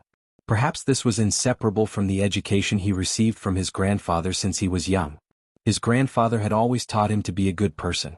He still maintained pure kindness in his bones. The few of them walked out of the 100,000 mountains, and the 100,000 mountains returned to silence. However, they didn't walk too far before they saw a few luxury cars parked by the side of the road. Long Shenyuan was actually sitting in the car. When he saw the few of them, he quickly got off the car and walked over to greet them. Everyone, you're finally out. Quick, get in the car. Don't be in a hurry to leave. You must let me do my part as a host. Long Shenyuan warmly invited. Although he was very curious about what Tang Zheng and the others were doing, he didn't dare to ask.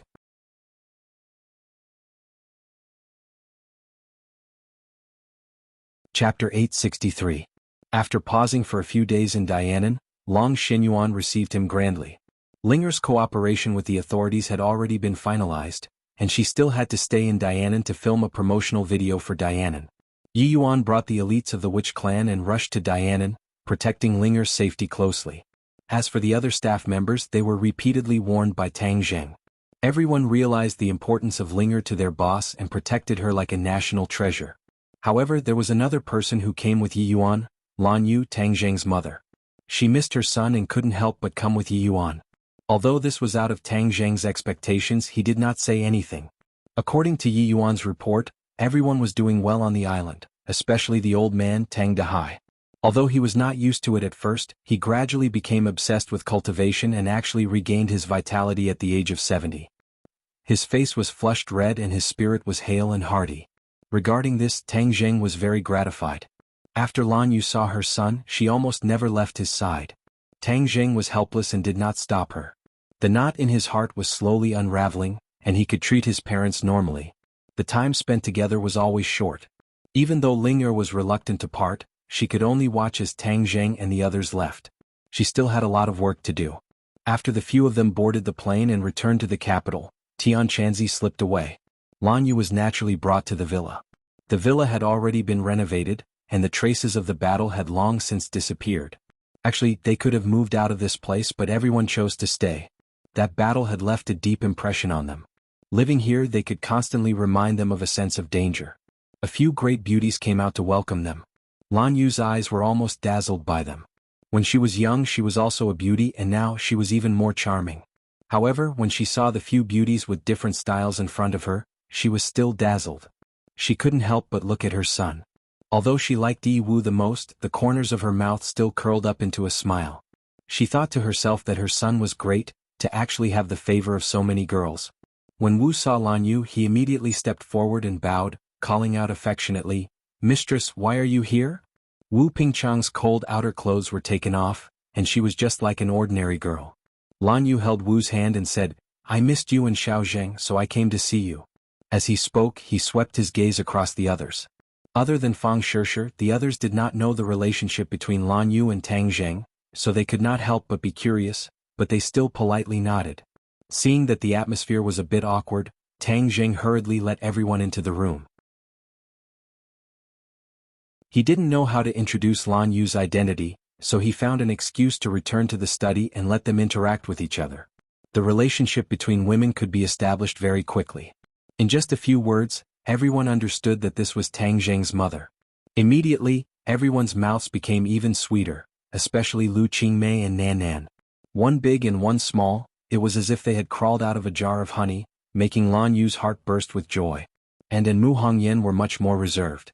After all, Anne's identity was special, and Mu Hongyan was more mature and steady. They did not have that kind of ambiguous relationship with Tang Zheng. Mu Hongyan knocked on the door of the study and walked in. Seeing Tang Zheng sitting on the chair, she said, "Tang Zheng, your relationship with Aunt?" She wanted to say something but hesitated. As smart as she was, of course, she could see that the relationship between the mother and son was not very harmonious. Moreover, Tang Zheng had never mentioned his parents before, which made her suspicious. Tang Zheng waved his hand and changed the topic. "Sister Mu, this time when I went to Dianan, I saw Nana's grandfather." Mu Hongyan's heart tightened and she asked nervously, "Then you?" Obviously, she wanted to ask if there was a conflict between the two sides. Tang Zheng understood her thoughts, shook his head and said, "I have buried the hatchet with him. What happened in the past is written off." Tang Zheng did this more because he didn't want the mother and daughter to be caught in the middle. Mu Hongyan and Nana's importance to him was self-evident. They were not relatives, but they were more than relatives. Mu Hongyan heaved a huge sigh of relief, her tense body also relaxed as if relieved of a heavy burden. "That's good. Actually, Eunuch is not an unreasonable person. The reason why I left the Long family was more because of other people and not Eunuch. He has always taken care of me and loved Nana very much." Tang Jing nodded. "It is because I know this that I chose to reconcile." Mu Hongyan reluctantly smiled. If other people heard this they would think that he was bragging, but Mu Hongyan took care of Tang Zheng's business for him. She knew the power he had now. This was only the power in the business world. If it was in terms of force and invisible influence, it was the most terrifying. "Tang Jing, during the time you were gone, the Yen family and I have figured out the businesses we took over from the Song family and the Chu family, and have generally integrated them. Your judgment was right. The officials will not turn a blind eye. They did not leave us much time. Fortunately, we made the first move and gained enough benefits. Otherwise, we would not have such a big harvest." Mu Hongyan reported. Tang Jing smiled faintly. Business was not his strong point and he would not interfere. He gave full authority to Mu Hongyan to manage. "Sister Mu, you can deal with these things carefully.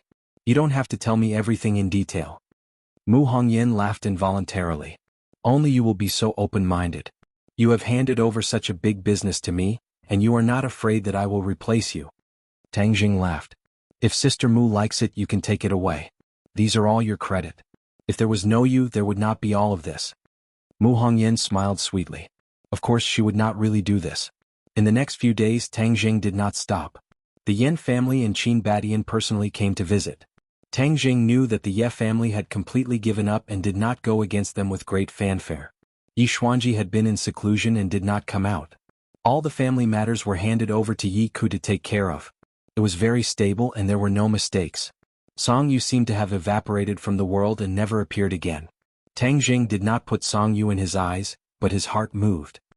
He remembered Ji Wuxiang and asked, "What has Ji Wuxiang done recently?" Yen Luyun knew Tang Jing's impression of Ji Wuxiang and hurriedly said, "His whereabouts have always been mysterious. We have tried to track him before but we found nothing. This time is the same. I am afraid that he is the most erratic person in the capital." Tang Jing was silent. Yan Luyun suspiciously asked, "Are you looking for him?" Tang Jing shook his head and said, "No, I am just curious." Ever since they met at the chess club, he always felt that Ji Wuxiang was hiding very deeply, far more unfathomable than what was on the surface. Therefore, it was only natural that he would pay attention to him. Now the situation in the capital has undergone earth-shaking changes. Tang Zheng's power is almost equal to the Yan family, and Qin Badian has caught up. He can even faintly compete with the Ye family. But these three forces are twisted into a rope and listen to Tang Zheng's orders. Therefore, the Ye family is trying to survive in the cracks. What is the official reaction? Tang Jing asked again. The National Security Bureau and the Dragon Group have been abolished. I have not heard of any new similar organizations being established. On the surface it is calm. Tang Jing secretly nodded and asked, "What about the things they left behind?" "That is not clear. I guess the military will take over." After all, these years the National Security Bureau and the Dragon Group have been shining brightly, and the military is much weaker. They have long been dissatisfied with the big shots in the military. They will definitely take this opportunity to rise up. Tang Jing pondered. If the military took over, then the military strength will definitely increase greatly. After all, the National Security Bureau and the Dragon Group left behind many things, especially the research of the Dragon Group. Whether it is super soldiers or mechas, they are all treasures. Tang Jing has always had a good impression of the military. Since they took over, then there is no need to pay attention to them for the time being. Without the interference of the Dragon Group, his relationship with the government will be greatly improved. At the same time, on top of a towering mountain, Song Yu and Qi Sha were accompanied by another person. Song Yu brought the token and sword manual of the Sword God back to the Sword Pavilion. He passed on the Sword God's will, saying that the Sword God had passed on the position of the Sword Pavilion Master to him and that everyone in the Sword Pavilion must listen to his orders. In the Sword Pavilion, other than the three disciples of the Sword God, there was only the Sword Slave. The Sword Slave did not have the right to speak, and the other disciple of the Sword God, Qi Sha, had limited intelligence. How could he be compared with the cunning Song Yu? Therefore, in a few words, the entire Sword Pavilion was taken in by Song Yu and treated him as the master. Song Yu immediately began to practice the 9th Heaven Galaxy Fall Sword technique in the Sword Manual. In addition, he was also qualified to comprehend the other sword techniques of the Sword Pavilion. The Sword Pavilion collected many sword techniques from famous sections. These sword techniques were the spoils of war won by the Sword God from time to time. In the beginning, every time the Sword God challenged someone, he would take the opponent's most powerful sword technique after winning. Over time, the Sword Pavilion collected many powerful sword techniques in the world. The Sword God then used these sword techniques to get rid of the dross and extract the essence. In the end, he comprehended his own set of unique sword techniques. Among them, Qi Sha's Rising Sun sword technique, Jian Shisan's 13 swords, and the 9th Heaven Galaxy Fall sword technique were the most powerful sword techniques that the Sword God had comprehended. Song Yu was indeed innately intelligent and extremely talented. After comprehending these powerful sword techniques, he had mastered them through a comprehensive study. His power had increased greatly, and his attainments in sword techniques had increased day by day, soaring to the heavens. Although he still did not have the confidence to fight against Tang Jing, he was confident that one day he would be able to fight against Tang Jing and kill him to avenge himself and the Song family. But a sudden guest broke the peace of the Sword Pavilion. Song Yu actually recognized this person and had even interacted with her several times. This person was the Holy Maiden of the Li Palace, Li Xiaotian, who had always been at Tang Jing's side. Li Xiaotian had already disappeared from the crowd for too many days, but Song Yu would never forget her. Back then, the Song family had always wanted to establish a relationship with the Li Palace. Song Yu was very surprised by Li Xiaotian's visit, but the other news that she brought shocked him even more. This news only had 4 words: "The Venerable Lord summons you." Song Yu and Qi Sha did not know that the Azure Dragon Hall was behind the Sword Pavilion, but they had occasionally heard the 2 words, "Venerable Lord," and knew what the Venerable Lord meant to the Sword Pavilion. Moreover, before the Sword God died, he had repeatedly warned Song Yu about the Venerable Lord's power and told him to be respectful to the Venerable Lord.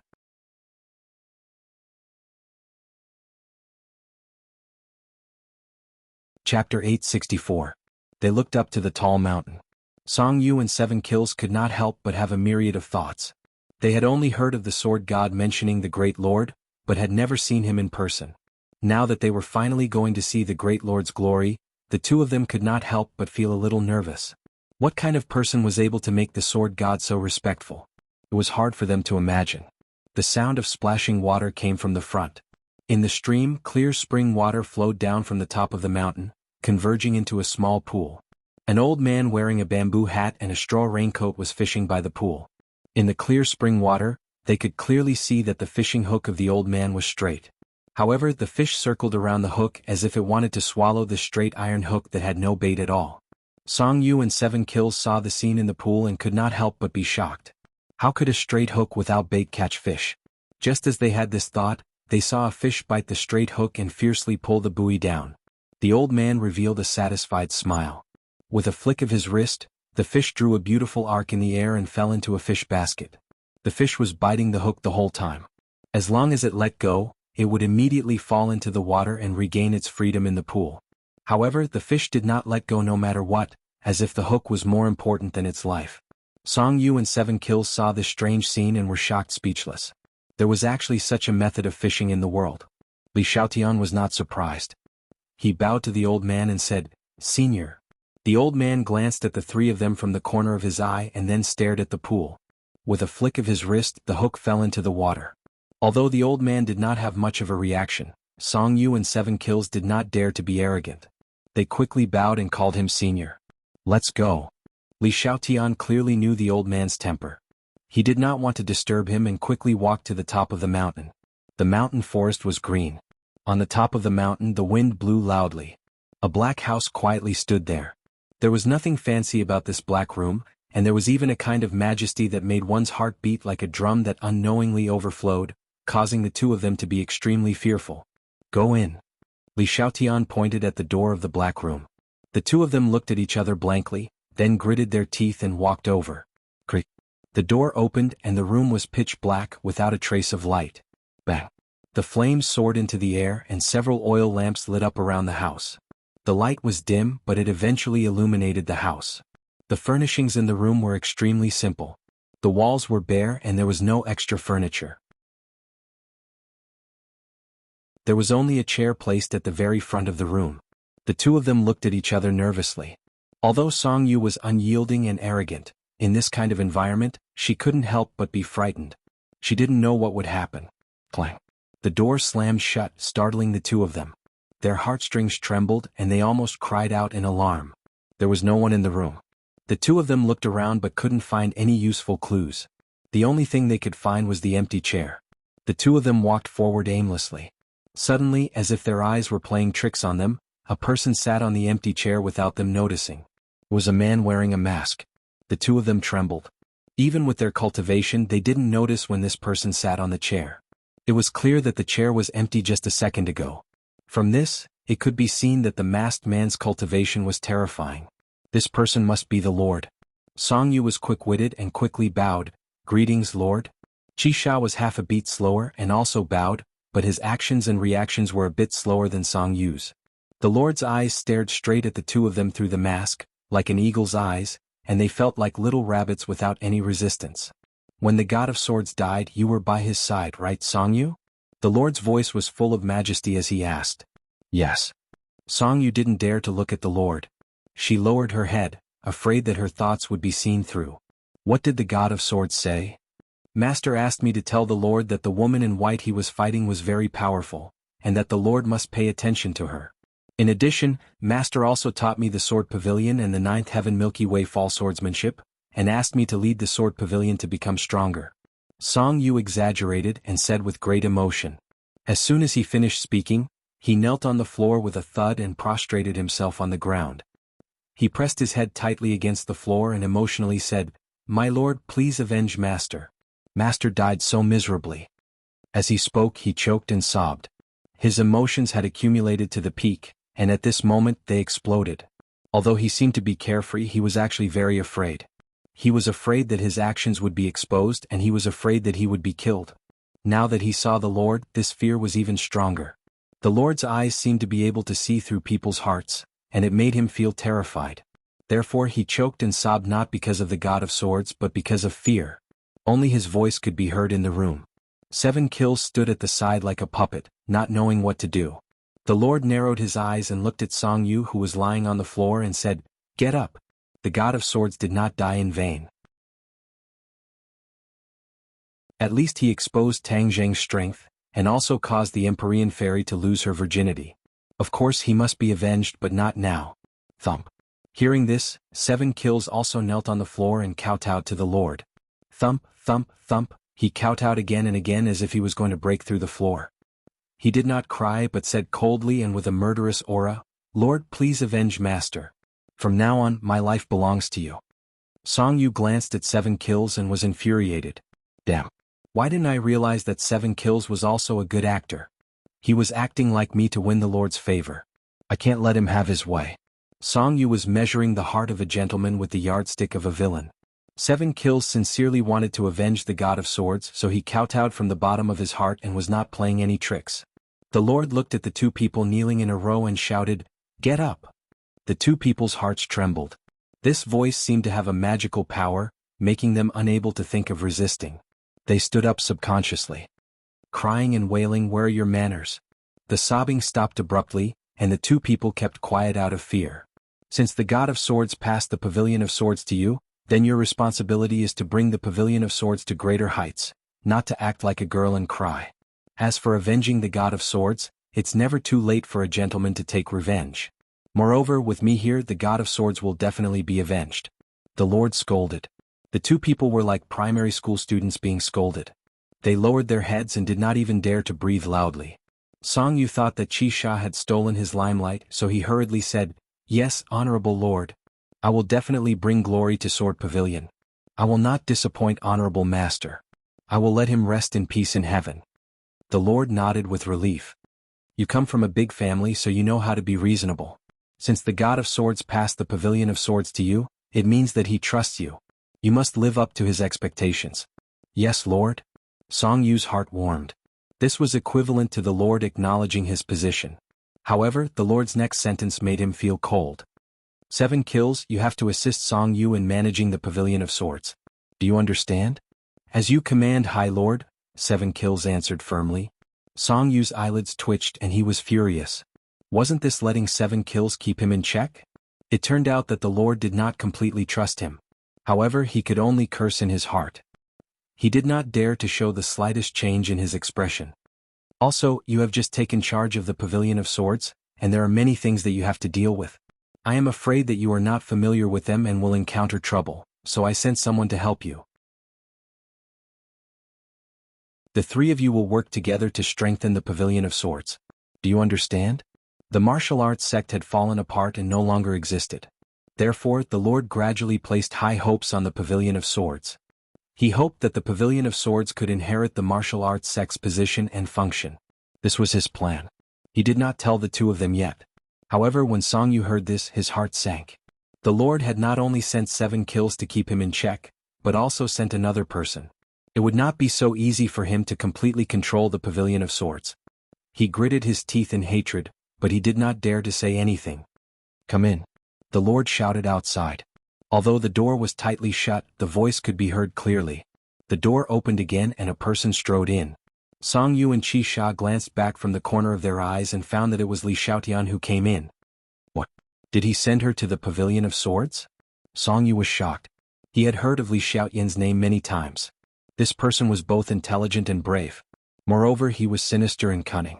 With such a person in the Pavilion of Swords, his days would be even more uncomfortable. However, he still did not dare to show his dissatisfaction. He pretended to be calm and composed as if it had nothing to do with him. "You know her. She will return to the Pavilion of Swords with you in a while and help you manage the Pavilion of Swords. Do you understand?" The Lord said. Song Yu hurriedly said, "With the saints' help, the Pavilion of Swords will definitely prosper." 7 Kills did not care and did not say a word. Li Xiaotian looked at Song Yu with a smile and said, "Please take care of us in the future." Song Yu said with a fake smile, "Don't mention it. Please take care of us, Saint. This way we can all better serve the Lord." Li Xiaotian nodded her head, her smile becoming more and more profound, which made Song Yu's scalp go numb. He always felt that Li Xiaotian's smile had too many things to think about. "You must remember that I have high hopes for you.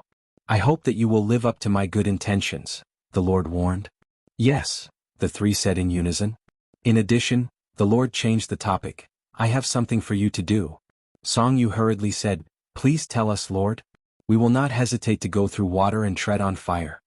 The Lord nodded and said, Actually, it is very suitable for you to do this.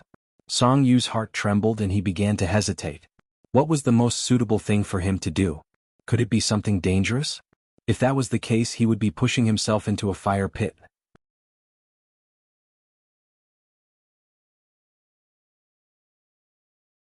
Chapter 865. The High Lord looked at Song Yu, who was pretending to be calm, and said, You have connections with the Rockefeller family, right? What does that mean? Song Yu was at a loss but still nodded without hesitation, Yes. This kind of thing definitely couldn't fool the High Lord. Lying would only make him lose his trust. Tang Zheng caused havoc with the Rockefeller family in the Atlantic Empire, and even killed their young Lord Louis. He has a blood feud with this family, and they have always been looking for an opportunity to take revenge. Song Yu nodded. He had heard about this matter and was also very shocked at the time. In fact, Song Yu also contributed a lot to Louis being able to kidnap so many people to Sky Mountain. It was just that he didn't know Louis's true goal. Later, Louis died and he didn't dare to connect this matter to himself, afraid that Tang Zheng would pursue this matter and deal with him. Recently, a business delegation from the Atlantic Empire has entered the capital. The Rockefeller family's people are definitely hiding among them.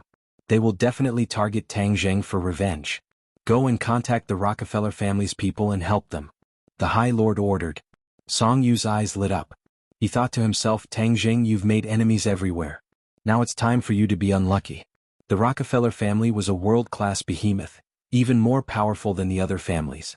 The other families only had influence in Huaxia, but the Rockefeller family had influence in several countries.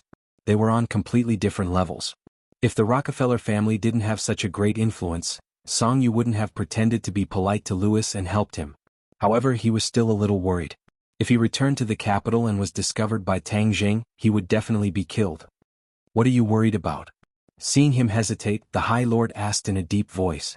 Song Yu's heart thumped. He knew that his hesitation made the High Lord unhappy. He hurriedly said, High Lord, the capital is Tang Zheng's sphere of influence. If I go, I'm afraid I'll be discovered before I even see the Rockefeller family. Didn't you grow up in the capital? Don't tell me you don't even have this little bit of ability? The High Lord reprimanded in displeasure. Song Yu braced himself to face the Great Lord's wrath.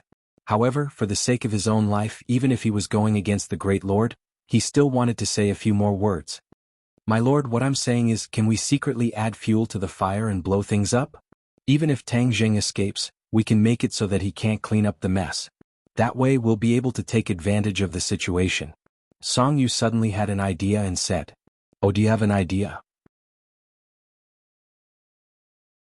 Honorable Lord, when Tang Zheng wreaked havoc on the island nation, although ordinary people didn't know that he was the one who did it, we knew very well that the royal family of the island nation hated him to the core. Moreover, the current emperor of the island nation is Hirohito, who was captured by him. His hatred for Tang Zheng is endless. As long as we leak a bit of information, the island nation will definitely take action. When the time comes, the island nation and Rockefeller will both attack. Tang Zheng won't be able to do anything by himself. It's not impossible for him to die just like that. Song Yu's lips curled into a sinister smile as he proudly offered a plan. The Great Lord pondered. He knew more than Song Yu. The island nation's situation wasn't simple. When Hundred Faces Star-Lord activated the Mountain River Blood Sacrifice Array in the island nation, it was almost impossible without the support of the royal family of the island nation. Therefore, Hundred Faces Star-Lord had already colluded with the royal family of the island nation. If the royal family of the island nation took action, they might be able to lure Hundred Faces Star-Lord out. Because of the existence of Ling Er, the Great Lord temporarily gave up the idea of dealing with Tang Zheng personally, but this didn't prevent him from dealing with Hundred Faces Star-Lord. Hundred Faces Star-Lord had parted ways with Tang Zheng and disappeared without a trace. Getting rid of Hundred Faces Star-Lord first was also something worth celebrating for the Great Lord. Of course, if Hundred Faces Star-Lord took advantage of this opportunity to kill Tang Zheng and others with Rockefeller, it would be even more perfect. The Great Lord didn't have such a strong desire to kill Tang Zheng before, but now he really wanted to kill him. If there was a chance, he naturally wouldn't let it go. As for the fact that Ling Er broke his non-phase method, he had been brooding about it. It finally made him understand that there was such a simple person in the world. However, he didn't immediately send someone to assassinate Ling Er. First, Tang Jing must have sent someone to protect her. Second, he believed that time could change everything. Even if Ling Er was now a piece of white paper, over time, this white paper would be painted with colorful colors. At that time she would have no way to resist non-phase method, and Tang Jing would naturally have no support. It was the best policy to break by oneself. Your method is feasible. You just have to execute it. When the sandpiper and the clam fight, the fisherman benefits. The great lord agreed. Song Yu was overjoyed. Yes, Song Yu accepts the order. Since you are worried that you will be threatened when you return to the capital, I will let the holy maiden accompany you back to the capital. You will cooperate sincerely and do this matter well, understand? The great lord added. Song Yu's face stiffened, and her heart secretly said that it was not good. Li Xiaotian had been following her. He was afraid that he would reveal any clues and let her discover his secret. But the great lord had already made a decision, and he could not question or change it. He could only pretend to be happy and say a lot of flattery. You can withdraw. The great lord waved her hand and said. Several people respectfully withdrew from the dark room and the door closed. Fair-faced flying dragon came out of the darkness and stood beside the great lord. Looking at the closed door, he said, "Can they succeed?" "No." The great lord said without hesitation. "Then why did the great lord send them?" Fair-faced flying dragon asked curiously. "I will not give Tang Jing a chance to breathe. He is too unpredictable. I used to think that he was a controllable factor, but now it seems that I really underestimated him. He has created miracles again and again, turning the impossible into possible. If we can get rid of him as soon as possible, that would be the best." The great lord said coldly. Fair-faced flying dragon sighed and said, "If I had known earlier, I would have killed him in Emperor Qin's tomb. At that time we did not expect that he would rise so quickly, and even become the key to everything." The great lord said regretfully, "Although we suffered heavy losses in this trip to the 100,000 mountains, it was not completely without gain.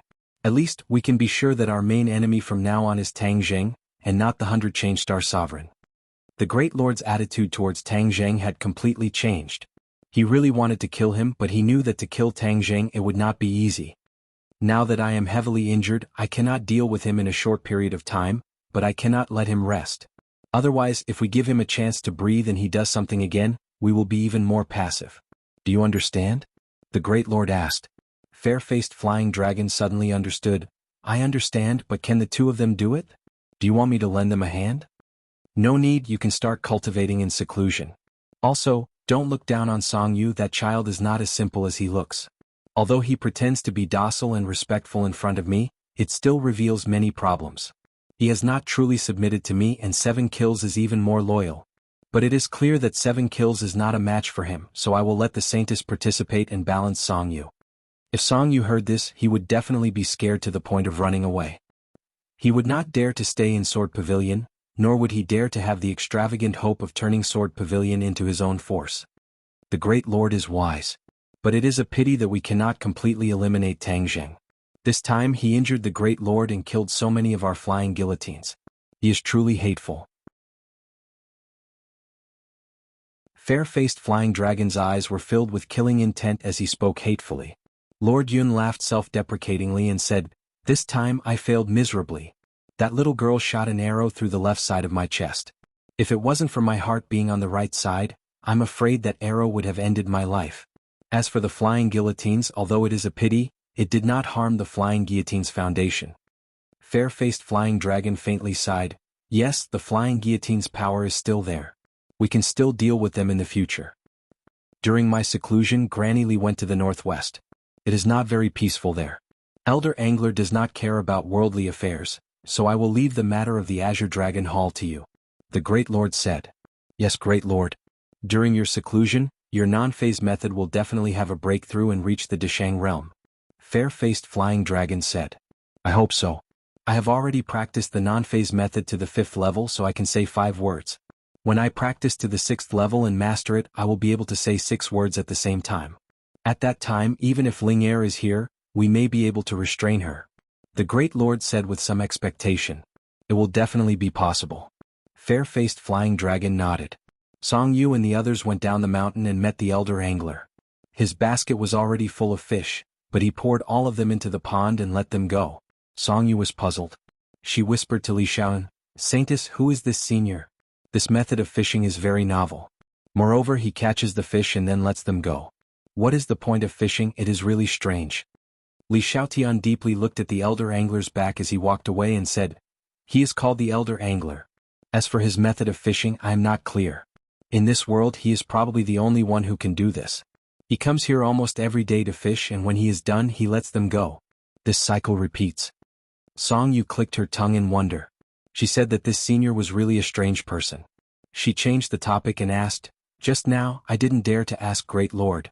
Is this the Azure Dragon Hall? He had heard of the Azure Dragon Hall before. When he was reading the sword manual in the sword pavilion, he had read a few words about it. Only then did he gradually understand that the Azure Dragon Hall, which had been unknown to outsiders, was actually the master behind the sword pavilion. Looking at Li Xiaoyan's reaction, it was likely that Li Palace was the same as sword pavilion, under the jurisdiction of the Azure Dragon Hall. As a result, Song Yu felt even more terrified of the Azure Dragon Hall. It must be known that the Song family was very afraid of Li Palace. They wagged their tails and begged for pity in order to establish a relationship with Li Palace. Now it seemed that Li Palace was just a puppet that floated on the surface. The Azure Dragon Hall was the most powerful.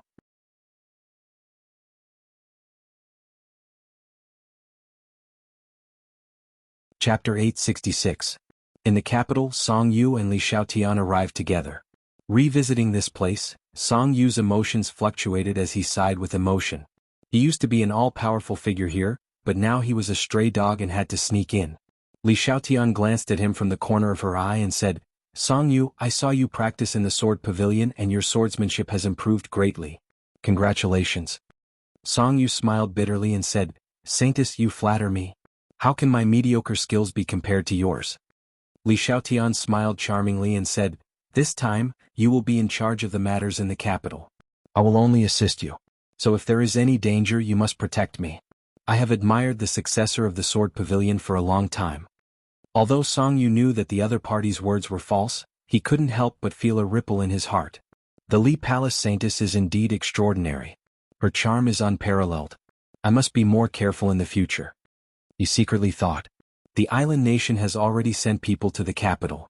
If we join forces with Rockefeller, then we can sit on the mountain and watch the tigers fight. Li Xiaotian said, your scheme is really brilliant. Saintus, you flatter me. This is all because of the wise leadership of the Honorable Lord. I dare not claim credit for it. Song Yu was very respectful, as if even if the Honorable Lord was not by his side, he would still hold him in high esteem. They did not take the usual route. They did not enter the hotel through the normal channels, but took advantage of the night to sneak in through the window. As soon as their feet touched the ground, a biting cold wind attacked them from the side, causing their cheeks to hurt. Swish! With a flash of the sword, Song Yu had a long sword in his hand and stabbed it into the darkness. Clang! With a dull sound, his long sword formed a full moon shape. It was obvious that the strength of the attack was great. Who is it? There was an angry shout in the darkness, but it was in English. We are not enemies. Song Yu also hurriedly replied in English, afraid that the situation would worsen. The lights above their heads lit up, and they could finally see each other clearly. Song Yu was shocked. It turned out that the other party was only one person, but the attack just now was so fierce that he felt a lingering fear. If they were to continue fighting, he might not even be a match for him. Who are you? Song Yu said, we know the purpose of the Rockefeller family coming to Beijing, so we're here to help you. Besides, I'm Lewis's friend. You know my son? The other party asked in surprise. This person was the head of the Rockefeller family, the primogenitor of the kindred. Ah, you are Mr. Nikolai? Song Yu exclaimed. She suddenly remembered a photo of Nicholas in a news report. It was indeed the person in front of her. The ancestor's name was Nicholas Rockefeller. He stared at the two of them. His blue eyes were so cold that they seemed to hide thousands of miles of ice and snow mountains. Who are you? Nikolai asked. Song Yu hurriedly introduced himself. When Lewis was in Huaxia, he and I were best friends. This humble one is Song Yu. Song Yu, I've heard of your name. You are the young master of the Song family, but the Song family is now gone. Why are you looking for me? Nikolai still had the attitude of 1,000 miles away. Song Yu's heart flashed with a trace of unnaturalness. The Song family was gone, so his status was naturally gone. The other party obviously didn't think much of him. He hurriedly adjusted his attitude and said, I know you came to Beijing to deal with Tang Zheng. He is our common enemy. I can help you. Oh, as far as I know, you don't dare to show up in Beijing. How can you help me? Nikolai sat back in the chair and motioned for the two to sit down and talk. Song Yu had already thought of a response. She said calmly, although I don't dare to show up, I am the person who knows Tang Zheng's situation the best. If you have my help, you can take fewer detours and get twice the result with half the effort. It will be easier to succeed. What do you think? Although Nikolai had already sent people to investigate Tang Zheng, he was a foreign monk after all. He was not as good as Song Yu, the local snake. Song Yu must have information that he didn't know. Since the other party was here, he must have something. Otherwise, he wouldn't have gone through so much trouble. Then I'm interested to hear it, Mr. Song, Nikolai said. Seeing that he was interested, Song Yu's spirit was shaken. She said, I know Tang Zheng's fatal weakness. He is very strong, but this person is too fickle. He has left too many romantic debts. These women are his weakness. As long as we catch any one of them, we can make him obediently submit. Nikolai frowned. It's just women. If they are gone, we can find another. Are they really that important? Song Yu chuckled. Some people claim to be infatuated. Of course, they can't just watch their women die. Nikolai recalled the scene when Tang Zheng went thousands of miles to the Atlantic Empire to rescue Fang Shishir. In his heart, he believed 70% of these words. Seeing that he tacitly agreed, Song Yu continued, he has many women around him. If we only deal with one, the success rate is too low. So, as long as we attack together, there will always be someone who will fall into our hands. Once we catch one, it will be easy. If we can catch a few more, then victory is in our hands. Li Xiaotian was expressionless. She already knew about this plan. Although she was also a woman and scoffed at this method of using women to threaten people, she had to admit that this was an effective method for Tang Zheng. She had been by Tang Zheng's side for a long time and could be considered to know him very well. She knew that women were his reverse scale. Then what women does he have? Nikolai asked curiously. Yi Dingdang. Song Yu was the first to say this name, which made his heart ache. His relationship with Yi Dingdang had changed again and again. In fact, he had long had feelings for Yi Dingdang in his heart. But if he couldn't get her, he had to destroy her. He couldn't let Tang Zheng take advantage of her for nothing. Fang Shishir, Lu Qingmei, Mu Hongyan, and even the famous Princess Anne. Nikolai's eyes lit up. With so many targets, the possibility of success was greatly increased. Except for Anne, I don't want to mess with the European royal family for the time being. Everyone else is fine, especially that Fang Shishir. My son's death can't be separated from her. This time I came to kill her. Nikolai hated Fang Shishir to the bone. When Fang Shishir escaped from his hands, it was the biggest insult to him. In order to wash away his shame, of course he couldn't let her go. Song Yu snapped his fingers and said proudly, you have the final say. Oh, there is also a little one, Mu Hongyan's daughter Nana. Tang Zheng loves her very much. It will be better if we catch her. He didn't even let a child go. Nikolai drank human blood all year round and didn't have any psychological barriers. He nodded in agreement without hesitation. What do you want from helping me like this? Nikolai stared coldly at Song Yu and asked. Song Yu smiled confidently, I don't want anything. As long as Tang Zheng dies, I will be satisfied. Don't worry, this time he will definitely die. Not only will he die, but the people around him will also die. Nikolai said resolutely. That's the best. This is the information of those women. You can study it more. Song Yu handed Nikolai a flash drive. I will wait for your good news. Oh, I also want to remind you that Tang Zheng has a woman called Fu Yao. She is very powerful. You have to be careful of her. Nikolai snorted. He didn't put the Empyrean fairy in his eyes. The two said their goodbyes and jumped out of the window. After walking a few streets, Li Xiaotian opened her mouth. Do you think he will succeed? Song Yu was full of confidence. The Rockefeller family isn't an ordinary family. Rumor has it that they are vampires. Not only are they powerful, but they also have many werewolves under them. Every one of them is very powerful. This time even Nikolai was sent out. I don't think Tang Zheng has any way to escape from death. The corner of Li Xiaotian's mouth revealed an unfathomable smile, and he thought with disdain in his heart. If Tang Zheng was really that easy to deal with, then this time, the High Lord would not have returned empty-handed. An idiot, you actually think that you can kill Tang Zheng, you think too highly of yourself. Li Xiaotian was the holy maiden of the Li Palace and the direct disciple of Granny Li. Naturally, her understanding of the Azure Dragon Hall and the High Lord far surpassed Song Yu. Granny Li had told Li Xiaotian part of the truth when everyone in the Li Palace retreated. Only then did she understand that the Li Palace and the Azure Dragon Hall had such a deep relationship. When she met the High Lord, she was even more convinced and wholeheartedly worked for the High Lord. This time she was ordered by the High Lord to monitor Song Yu. In the end, the sword pavilion must not fall into Song Yu's hands and become his private property. Of course, the High Lord could directly kill Song Yu, but he was still very useful for the time being. The High Lord naturally wouldn't touch him. Li Xiaotian knew all of this inside information, so sometimes she looked at Song Yu as if she was looking at a dead person. At the same time, Li Xiaotian was also shocked. She had been with Tang Zheng for many days, but she didn't expect him to reach this step. She often thought that if she had known earlier, the High Lord would have already made a move against Tang Zheng. He wouldn't have sat and watched him grow to such an uncontrollable extent. Of course, she still believed that the revered Lord would definitely turn the tide and slap Tang Zheng to death on the beach. This was because after she understood the Azure Dragon Palace Hall's strength, her reverence and confidence towards the revered Lord surged like a torrential river. Song Yu didn't notice Li Xiaotian's strange behavior and eagerly said, "Let's just sit on the mountain and watch the tigers fight. When the people of the island nation join in, the show will be even more exciting. This time the capital will definitely be turned upside down." The undercurrents in the capital were surging. Although Tang Zheng had absolute power in the capital, it was impossible for him to know everything. Naturally, he didn't know that a conspiracy against him was brewing in the dark. During this time, he had been in seclusion, digesting what he had gained in the 100,000 mountains. Qi Yu and the inner demons would occasionally quarrel, so much so that it had almost become a part of his life. He didn't stop it because he had obtained a lot of useful information from it. During this time, the school had brought people to find him once, but he still flatly refused. The school returned disappointed and completely gave up on this idea. Tang Jing really wouldn't return to Yenqing University.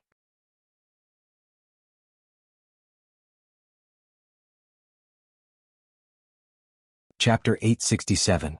Tang Zheng continued to cultivate in seclusion, sitting cross-legged on the cold ground alone. The thick walls blocked all the noise in the capital.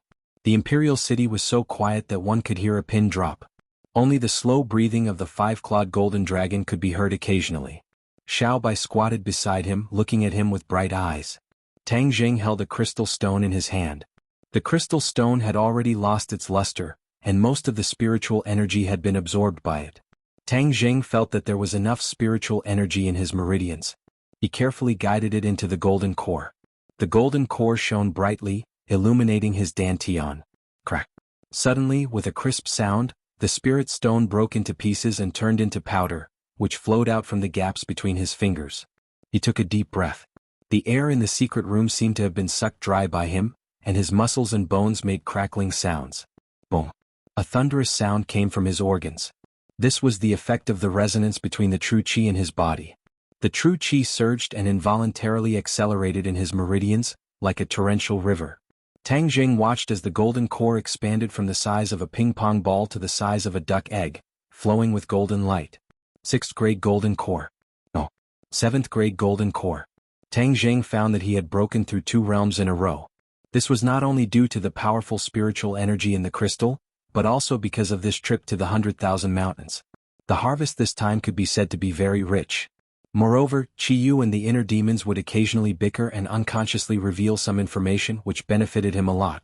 Especially a few days ago, the two of them actually sat down and discussed Tao, talking about many things in cultivation and their understanding of cultivation.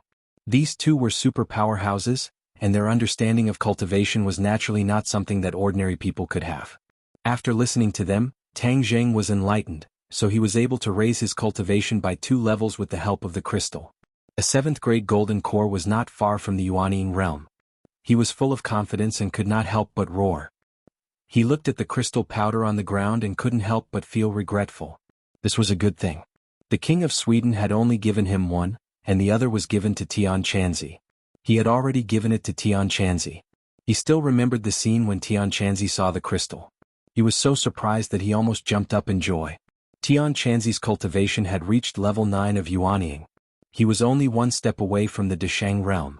It was time for him to consolidate his cultivation. With the help of the crystal stones, his cultivation would be as stable as a rock, and there was hope for him to advance to the next level.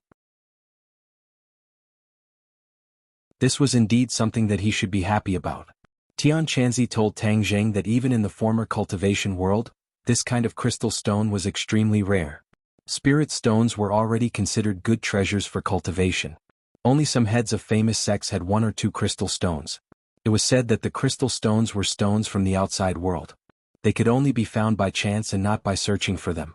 Spirit stones were not like spirit stones. Spirit stones were born by the world itself. Once the world's spiritual qi was abundant, the earth would be nourished by the spiritual qi.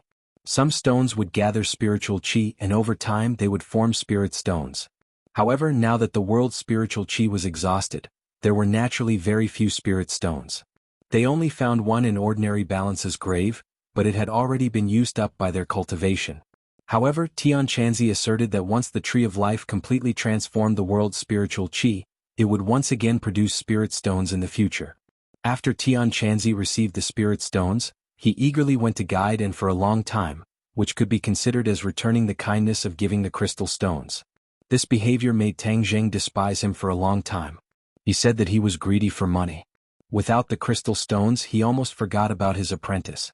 The 5-clawed golden dragon stared at Tang Zheng with wide eyes and said happily, "You have to work hard on your cultivation. Don't be distracted by other things. It won't be long before you can save me." Tang Zheng smiled faintly, "Okay. AI, that Empyrean fairy is too arrogant. When I regain my freedom in the future, let's see how she can be arrogant in front of me." The 5-clawed golden dragon was still brooding over the Empyrean fairy's refusal to save him. When he thought about it, his anger was still not small. Tang Zheng asked curiously, "You said that you are imprisoned in this array and your strength is greatly reduced. When you regain your freedom, how powerful will you be?" The 5-clawed golden dragon smiled mysteriously, "You will naturally know when the time comes. What are your plans after regaining your freedom?" Tang Zheng had never asked this question before. Now that the 5-clawed golden dragon's freedom was getting closer and closer, he had no choice but to ask. The 5-clawed golden dragon was silent for a while and said, "The people who imprison me are already dead. Even the dynasty has been destroyed. It is already impossible to find the culprit. Humph, but after imprisoning me for so many years, I will not give up just like that." The 5-clawed golden dragon's anger was not small. Tang Zheng was nervous and said, "Could it be that you want to find someone to take revenge?" "Of course. But aren't those people already dead? But the humans are still here. Could it be that you want to deal with the humans?" Tang Zheng asked cautiously. The 5-clawed golden dragon looked at Tang Zheng, "You want to stop me? I'm also a human. Haha, you are a celestial. Moreover, you have also cultivated the dragon god arts. You are completely different from a human." The 5-clawed golden dragon retorted, "No matter what you think, I always think of myself as a human. Although I promise to let you go, but if you really insist on going against innocent humans, then I will not sit idly by." Tang Zheng's tone was firm.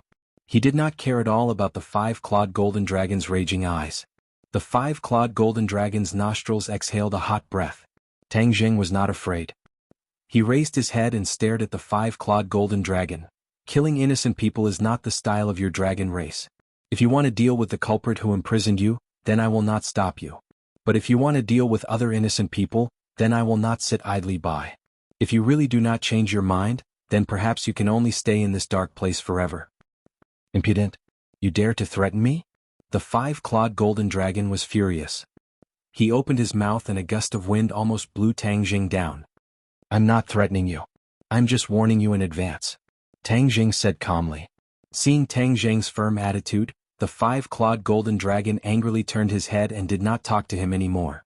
Tang Zheng could not see through his thoughts. Since he did not agree with him, he did not continue to talk. In any case, he could not go out for the time being. "Xiao Bai, let's go." Tang Zheng called Xiao Bai and left the imperial city. The 5-clawed golden dragon turned his head after a long time. He looked at the empty corridor and muttered to himself, "He is really stubborn. But now my freedom is in his hands. If I don't agree, he will not let me go." He was not a stupid dragon. He could still judge the situation. However, he dares to threaten me. He really has guts. Well, celestials have always had guts. After Tang Zheng left the imperial city, the inner demons exclaimed loudly, "You actually have a connection with a dragon. Ah, this is really interesting. Chiyu, you were also a celestial in the past, but you did not catch a dragon, right? Chiyu coldly snorted. Dragons are creatures from the outer space. Do you think it is so easy to catch them? You see, didn't he just imprison a dragon? The inner demons retorted. I did not imprison it. Tang Jing defended himself. But now, his freedom is in your hands, which is equivalent to you imprisoning him. Hehe, to imprison a dragon while I'm still alive, how interesting. If I can take him under my wing and use him for my own purposes, I'll definitely be able to take him under my wing. Chiyu, this dragon is much more powerful than those monsters under your command. The inner demons did not let go of the opportunity to provoke Chiyu. Chiyu simply chose to remain silent. When Tang Jing heard the words creatures from the outer space, he became even more interested in the dragon race. In the past, there was no one to answer his questions. Now that there was Chiyu and the inner demons, he could not miss this opportunity to ask for guidance. Chiyu, you said that the dragon race is creatures from the outer space. Which world do they come from? Tang Jing curiously asked. The dragon race has a long history. It is said that not long after our world was created, the dragon race entered our world from another world. Since then, the dragon race has appeared from time to time. Because the dragon race is very mysterious and powerful, the people of this world worship the dragon race. Thus, the dragon race is regarded as a spiritual totem. As for which world the dragon race came from, I do not know. Tang Jing suddenly understood. So that was how the dragon race came to be. However, even Chiyu did not know the origin of the dragon race. That could only mean that the dragon race was much more mysterious and powerful than Tang Jing thought. Perhaps only the dragon race themselves could answer this question. Suddenly, a bright light flashed in his heart. He cultivated the dragon god secret art and even cultivated the dragon seal. Would he know this secret in the future? He could not help but look forward to it. However, there was no progress in the dragon god secret art for the time being. He also did not have a way to test the possibility of this idea. Young man, why do you care about this? If you take this dragon under your command, it will certainly be very beneficial to you in the future. The inner demons enticed. Oh, if I really subdue it, then my strength will be even stronger. This won't do you any good, right? Tang Jing said meaningfully. The inner demons was suddenly startled. They seemed to realize that Tang Jing's words were reasonable. For a moment they were speechless. After a long time they resentfully said, this shows that I really care about you. I am not like Chiyu, feigning civility and secretly spying on you. Inner demons, you are talking nonsense again. How am I talking nonsense? I am clearly speaking the truth. The two of them quarreled again. Tang Jing gradually got used to this kind of thing. He simply ignored it and returned home. At dawn, the group of people ate breakfast and went to work or school. Fang Shishir spent every day in the library because the final exams were approaching. As the transfer to Yenqing University for the first semester, she wanted to hand in a perfect answer sheet. Lan Yu also dragged Wu to buy groceries early in the morning. During this period of time, she changed every day to make delicious food for Tang Jing. The others also followed along to enjoy the good food. The mysterious Nine Heavens maiden also brought Nan Nan to do morning exercises, saying that she was in contact with nature. This was one of Nanan's favorite activities, but the only regret was that brother Tang Jing could not come along. When the Empyrean fairy guided Nana in cultivation, no one was allowed to disturb them. Even Tang Jing did not have the qualifications, so he did not join in the fun. In the end, he was left alone at home. Looking at the empty house, he could not help but shake his head and smile bitterly. The others envied him for living in a country of women. In fact, because there were too many people, he could not get close to them.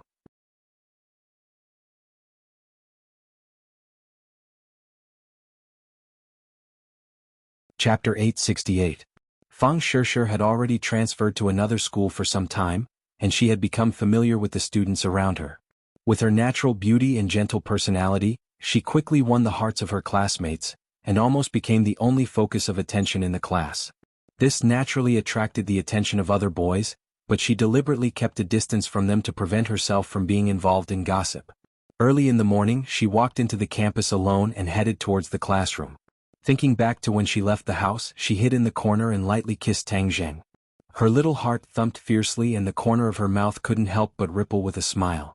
He's getting bolder and bolder. There are so many people at home and he dares to kiss me.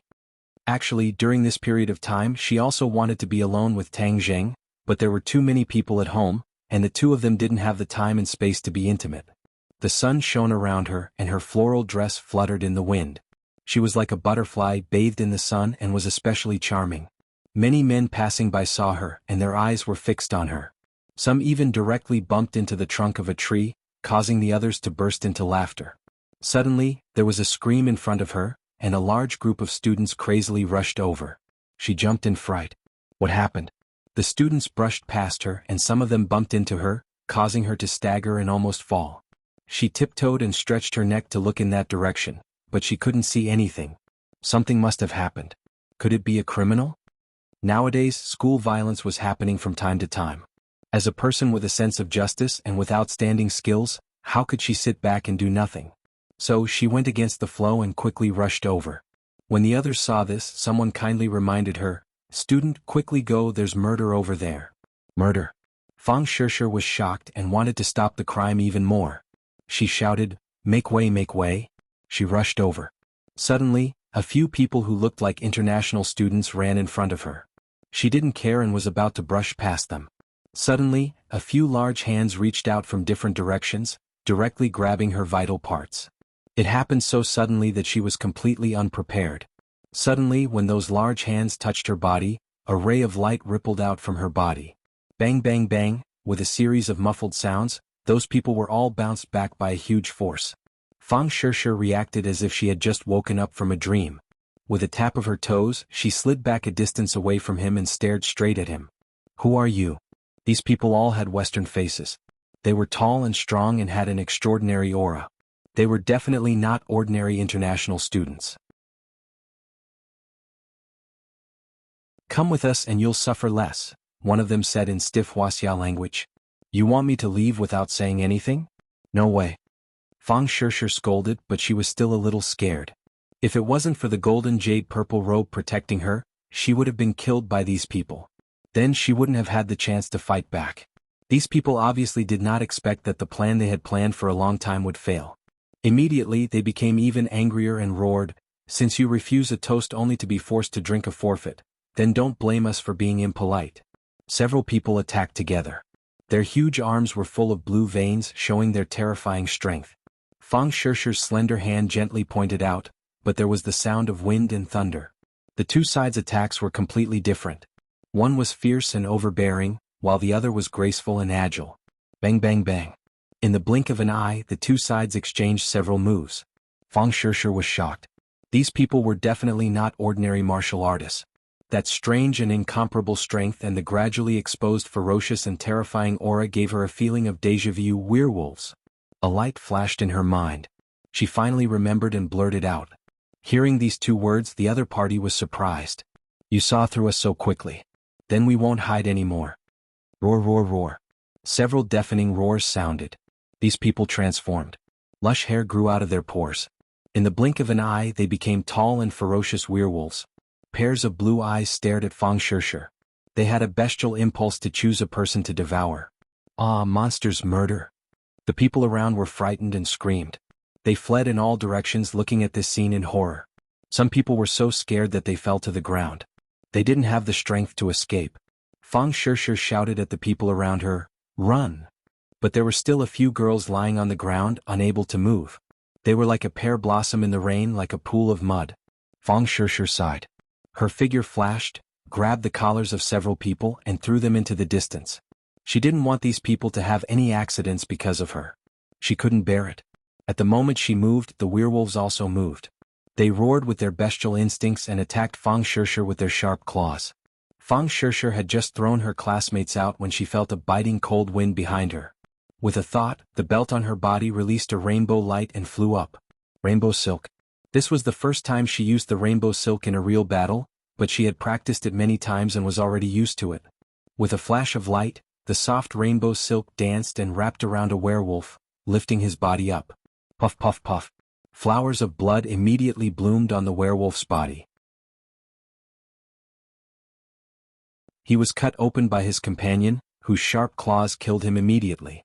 This scene was very bloody, but Fang Shishir had already seen more bloody battles, so she didn't feel uncomfortable. On the contrary, she was surprisingly calm and her brain started to think quickly. The werewolves came to capture her, which meant that Rockefeller's people had come. Last time she had cleverly escaped from the Atlantic Empire. The other party was unwilling to give up and actually chased her all the way to Huaxia. Rockefeller is vicious and merciless. I must inform Tang Zheng as soon as possible. She thought, but she didn't have the strength. One werewolf died, but the other werewolves became crazier and their attacks became fiercer. For a moment, Fang Shishir didn't have the chance to call Tang Zheng. The ancestor has ordered that if she resists stubbornly, we can kill her directly, a werewolf shouted. Nikolai hated Fang Shishir very much, so he would rather kill her directly. Yes, kill her. As soon as he said this, the other werewolves' morale was greatly boosted. There was a world of difference between capturing alive and killing. Killing Fang Shishir was obviously easier than capturing her alive. Thus, the werewolves attacked left and right, cooperating with each other tacitly and actually forcing Fang Shishir to retreat. These werewolves weren't ordinary people, especially when they attacked together like this. Their power was greatly increased. Therefore, even though Fang Shishir had a heaven-grade magic treasure like the rainbow damask, she was still in a tight spot and was surrounded by danger. Fang Shishir fought as she retreated. Suddenly, the sound of fighting came from behind her. She looked out of the corner of her eyes and widened her eyes in surprise. Yi Ding Dang. Yi Ding Dang was also attacked and she was also surrounded by werewolves. Yi Ding Dang's clear wind sword wasn't like the rainbow silk, which could be casually carried on her body. She picked up a tree branch and barely dealt with the attacks. Fang Shishir suddenly shivered, realizing that the situation was more serious than she thought. The werewolves attacking her made sense, but for them to attack Yi Ding Dang from so far away, this was thought-provoking. Tang Zheng's relationship with Yi Ding Dang obviously couldn't be hidden from her, but the Rockefeller family might not necessarily know. And they attacked her and Yi Ding Dang at the same time, which showed that the other party's intentions were sinister. Not only did they target her, but they also targeted everyone who had a close relationship with Tang Zheng. Fang Shishir was astute and intelligent. These days she had already seen that other than Yi Ding Dang, Tang Zheng and Marshall definitely had that kind of relationship. In addition, she even guessed that Tang Zheng and Lu Qingmei also had an unclear relationship. Although the two of them had a teacher-student relationship on the surface, based on a woman's sixth sense, there were times when Lu Qingmei looked at Tang Zheng with eyes full of love, which definitely couldn't be faked. She was very confident in her own judgment. Because of this, Rockefeller wouldn't just attack her and Yi Ding Dang, the others would also suffer an unexpected calamity. I must immediately inform the others. She thought decisively, but this was just a beautiful extravagant hope. She didn't have the time to care about anything else. Yi Ding Dang also saw Fang Shishir and was shocked. She asked, "What's going on?" "They are Rockefeller werewolves. They came for me and Tang Zheng, but they also targeted you. I'm sorry to have involved you," Fang Shishir said apologetically. Yi Ding Dang was carefree, so of course she didn't care if she was involved or not. Back at the martial arts convention, she had seen the power of the werewolves and didn't have the slightest good impression of this group of ferocious fellows. "A group of beasts wants to kill me? Dream on." Yi Ding Dang was flustered and exasperated. The branch in her hand tapped rapidly, grasping the essence of the wind-chasing swordsmanship. Now, her attainments in the wind-chasing swordsmanship were even more powerful than Tang Zheng's. Even if it was a branch, she could unleash great power in her hands. Blood flowed from the werewolf's body where it was tapped, and the werewolf cried out in pain. But this was only a branch after all, so it couldn't be compared to a real sword. A werewolf broke the branch with one swipe of its claw and slapped at her face with its sharp claws. "Careful." Seeing this, Fang Shishir flicked her wrist. The rainbow ribbon flew in front of Yi Ding Dang and wrapped around the sharp claws, blocking the attack for Yi Ding Dang. Yi Ding Dang looked at her with a complicated expression. After hesitating for a moment, she said, "Thank you." She flipped her palm and slapped the werewolf's body. With a crack, the claws were directly broken. She was temporarily out of danger. Suddenly, she saw a ferocious figure appear behind Fang Shishir. She was shocked and cried out, "Be careful behind you." But Fang Shishir was too late. This time, the one attacking her wasn't a werewolf, but a mysterious vampire. Moreover, it had suddenly descended from the sky, making it impossible to guard against. The vampire was wearing a huge cloak. The cloak covered Fang Shishir's head and a cold light flashed.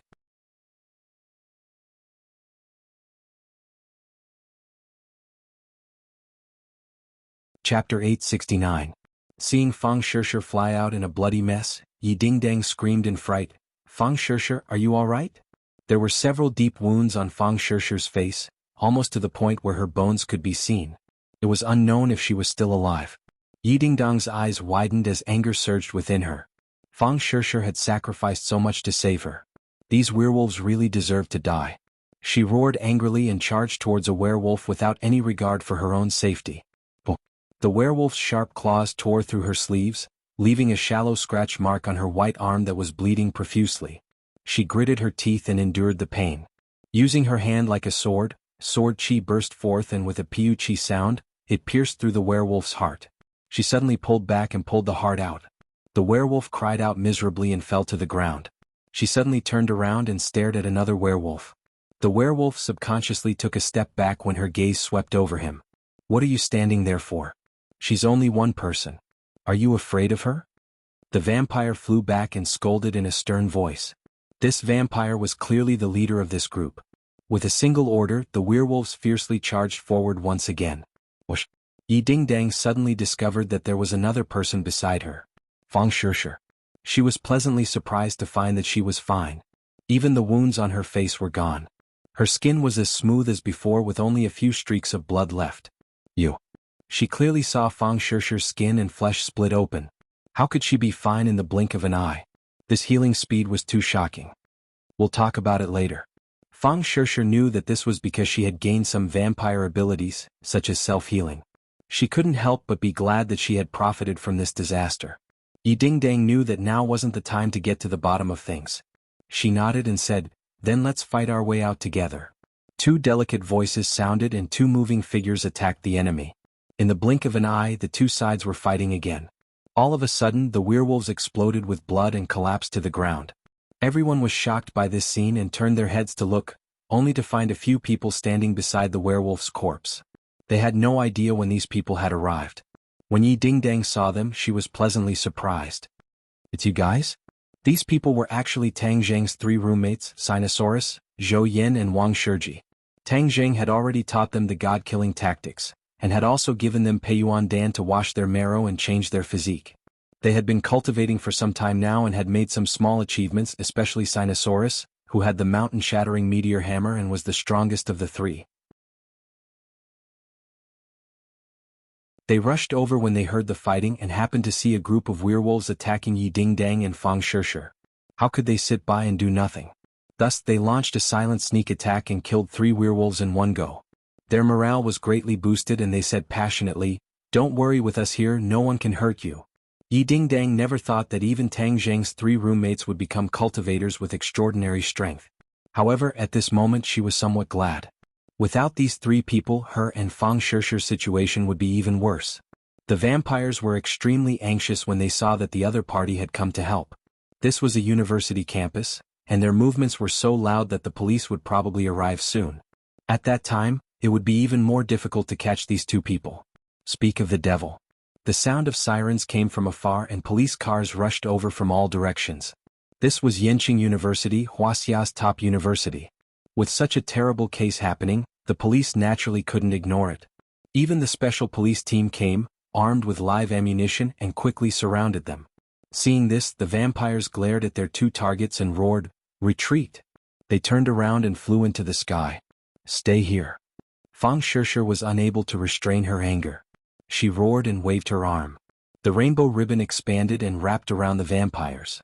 The vampires struggled but still couldn't escape from the rainbow ribbon.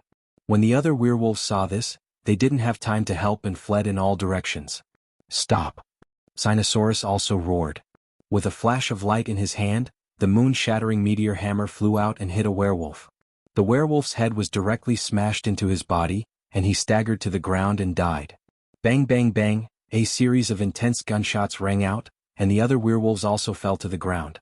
After twitching a few times they couldn't move anymore. The air was filled with the smell of smoke and blood.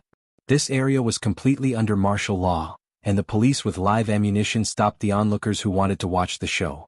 Ka-ka-ka. The sound of guns being pulled could be heard. All the police pointed their guns at Fang Shishir and the others. Sinosaurus and the other 2 hurriedly stood in front of the 2 girls. Sinosaurus smiled and said, "Hee, don't misunderstand. We're on the same side, on the same side." However, the police didn't relax, especially the bodies of the werewolves on the ground. It made them feel like they were facing a great enemy. Don't move. The police roared. Fang Shishir was worried about Tang Zheng's comfort and took out her phone. I said don't move. The police glared and was about to pull the trigger. A war seemed to be about to break out. It's just a phone call. Why are you so nervous? We're all from Huaxia. Can't you be more polite?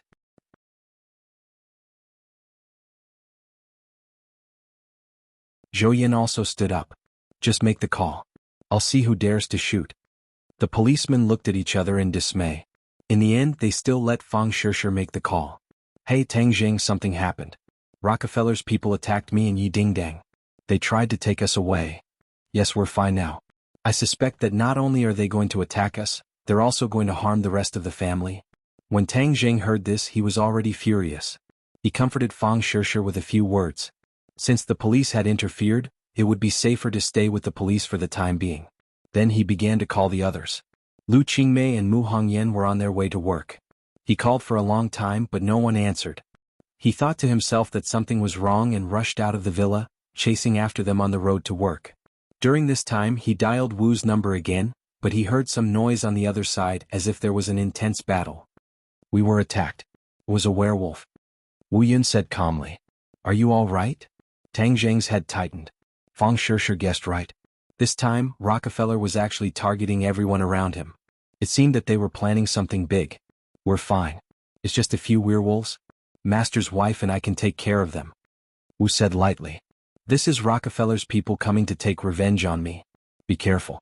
Don't let a single one of them go. Kill them all. Tang Zheng gnashed his teeth and said fiercely. No problem. Wu hung up the phone. Tang Zheng's heart jumped even higher. He dialed Empyrean Fairy's number again. Empyrean Fairy's voice was somewhat puzzled. She asked first, why are there werewolves and bat demons in the capital? Did they escape from the 10,000 mountains? Tang Zheng's head darkened. It seemed that she was no exception. He hurriedly asked, are you and Nana injured? How can these weak monsters hurt me? I'll kill them all. The mysterious maiden of the 9 heavens said calmly. Tang Zheng let out a sigh of relief and said, that's good. Protect Nana and quickly go home.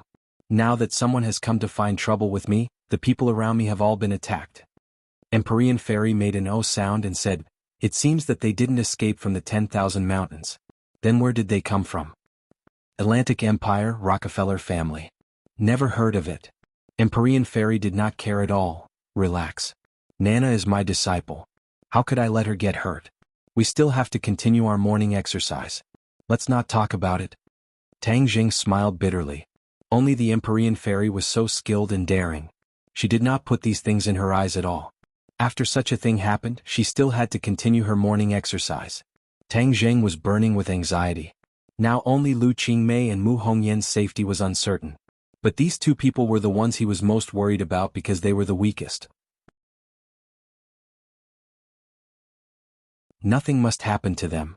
He anxiously muttered to himself. Like a gust of wind, he rushed through the streets.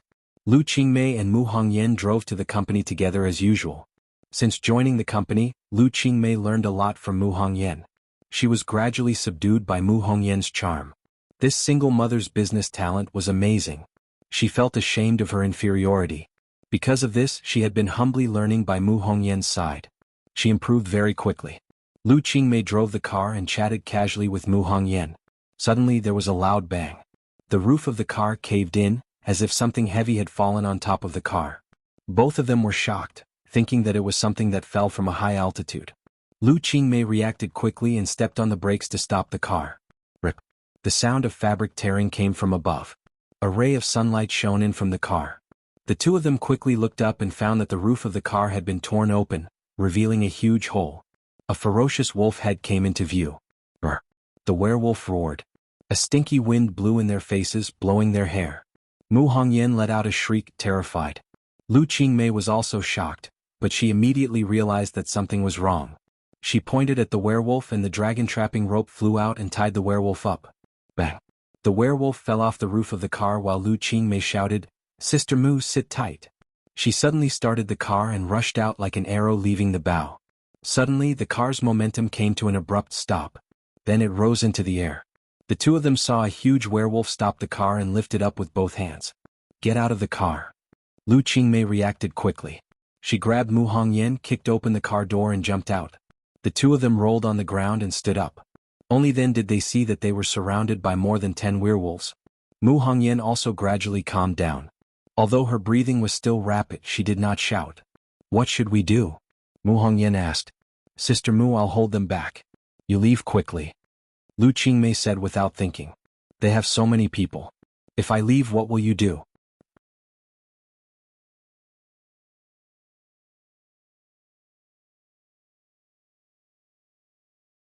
Chapter 870. Mu Hongyan was pushed far away. When she saw Lu Qingmei charging over without a care for her own safety, her eyes reddened and she almost burst into tears. However, she was different from other women. She would not act like a little girl who would cry and insist on staying no matter what. She did not have the strength to truss a chicken. If she stayed, she would only be of help. She could not help but regret that she should have asked Tang Zheng to teach her spells. Then she would not be so passive in this situation. Although she could not help, she could not do nothing. She took out her phone in a flurry and was about to call Tang Zheng. Suddenly, a figure flashed in front of her. A person in a cloak blocked her way. She was so scared that she staggered back. However, the other party closed in and grabbed her wrist, leaving her with nowhere to run. "Hee hee, come with me." A cold laugh sounded. The cloak rolled up and covered Mu Hongyan. "Ah, let go of me," Mu Hongyan screamed. However, there was nothing she could do. She felt the world spinning and she was lifted off the ground. Lu Qingmei heard the scream and turned her head to look. She saw a black figure carrying Mu Hongyan into the air and disappeared in the blink of an eye. "Big Sister Mu," Lu Qingmei called out anxiously. However, the only response she got was the fierce attacks of the 10 or so werewolves. She had a total of 2 magic treasures, the dragon trapping rope and the sumaru pouch. However, only the dragon trapping rope could fight the enemy. She waved her hand and the dragon trapping rope that was trapping the werewolf suddenly contracted. With a boom, the werewolf exploded into a cloud of blood. Then the dragon trapping rope flew back into her hand. She shook the dragon trapping rope and fought the enemy with all her might. She was very inexperienced in fighting and was very anxious. Soon she was in a mess and was about to fall into the hands of the werewolves. Suddenly, a figure appeared at the end of the street. A furious roar came from afar. "Go to hell, you werewolves!" Whoosh! A white figure was one step ahead and landed on the head of a werewolf. The werewolf quickly waved his claws to grab it. Bang! A huge force came from above, and the werewolf's head exploded like a ripe watermelon. Xiao Bai waved its little white claws and disdainfully jumped down from the werewolf's corpse. With a kick of its hind legs, it pounced toward another werewolf. The werewolf roared again and again, trying to block Xiao Bai. However, it saw a ball of flame soar into the sky. Its lush fur immediately caught fire, turning it into a fireball. It screamed and fell to the ground, finally turning into a pile of black ash. Tang Zheng's eyes were bloodshot as he held onto Battle Soul. Pu piu piu, a few sinister heads fell to the ground. Seeing this, the remaining werewolves screamed and fled in all directions. Tang Zheng snorted angrily. "All of you must die." His figure flashed, leaving only afterimages and streaks of blood. Then the sinister heads fell to the ground. A moment later, all the werewolves turned into cold corpses. Seeing Tang Zheng, Lu Qingmei heaved a sigh of relief. However, when she thought of Mu Hongyan, her heart jumped to her throat. She couldn't wait to say, "Tang Zheng, Sister Mu has been taken away. I'm really useless. I didn't protect Sister Mu well." Tang Zheng hugged her tightly, patted her back and comforted her. "Sister Mei, it's not your fault. I didn't protect you well. Don't worry, I will definitely save Sister Mu." Lu Qingmei leaned into his embrace. Only then did she feel a burst of fear. Her entire body went soft and cold sweat broke out on her back. Her entire body trembled. Tang Zheng was in extreme pain and comforted her. "Don't be afraid. I'll take care of everything. I won't let them hurt you again." "Then what about Sister Mu?" Tang Zheng's eyes flashed with hatred. He gritted his teeth. "I will save her and then let the enemy pay with their blood." Rockefeller had come prepared this time. Since Mu Hongyan had been captured and not killed on the spot, it meant that her life was not in danger for the time being. The other party definitely had other plans. "You still had some time. I'll send you home first. With Fu Yao protecting you, even if the enemy comes again, it won't be good for you." Tang Zheng pulled her back home as fast as lightning. As for the werewolf corpses on the ground, he didn't care about them anymore. This time, Rockefeller had started a war everywhere, clearly wanting to make things bigger. Even if Tang Zheng wanted to hide it, he couldn't. As for how the ordinary people would view this matter, he didn't have time to think about it. When the two of them returned home, they found that Empyrean Fairy, Nana, Wu and Lan Yu had already returned. When they saw the two of them enter the house, they quickly walked over to welcome them. "Little Zheng, are you all right?" Lan Yu was burning with anxiety. She pulled Tang Zheng's hand and sized him up. "I'm fine." Lan Yu patted her chest and said with lingering fear, "It's good that you're fine. What exactly happened this time?" "The Rockefeller family came to take revenge on me, but he didn't come directly to me. Instead, he targeted the people around me." Tang Zheng said hatefully, "He's simply too shameless." When he saw that Lu Qingmei had returned alone, his heart skipped a beat as he hurriedly asked, "Where's Sister Mu?" "She was taken away." Lu Qingmei's eyes turned red as sorrow welled up in her heart. The few of them were shocked. Wu Dang said, "Let's go save Sister Mu." "Calm down, we don't even know where they are. The capital is so big, where are we going to find them? All of you stay at home. Fuyao, help me take care of them. If anyone dares to attack, kill them." Tang Zheng said with a murderous look. Empyrean Fairy rarely saw him lose control like this. She understood his feelings and nodded. "Don't worry, with me here, no one can hurt them." "Thank you. I'll go to the police station first. Shirshir and Ding Dang are at the police station. I heard that they caught someone alive, so I'll go take a look." "I'll go with you." Wu and Lan Yu blurted out. The two of them looked at each other and Lan Yu said with concern, "The one who came this time is not a good person. Furthermore, it's the Rockefeller family, not an ordinary person. I'll go with you in case there's any danger." She was concerned about her son's safety. She wanted nothing more than to stay by his side and protect him from being harmed in the slightest. However, Tang Jing shook his head and refused. "I've already made up my mind. You guys stay at home, I'll be alone." Seeing that his attitude was so resolute, Lan Yu and Wu couldn't say anything more and could only watch him leave. Ding ling ling. Tang Jing's phone rang. It was actually Yen Padian.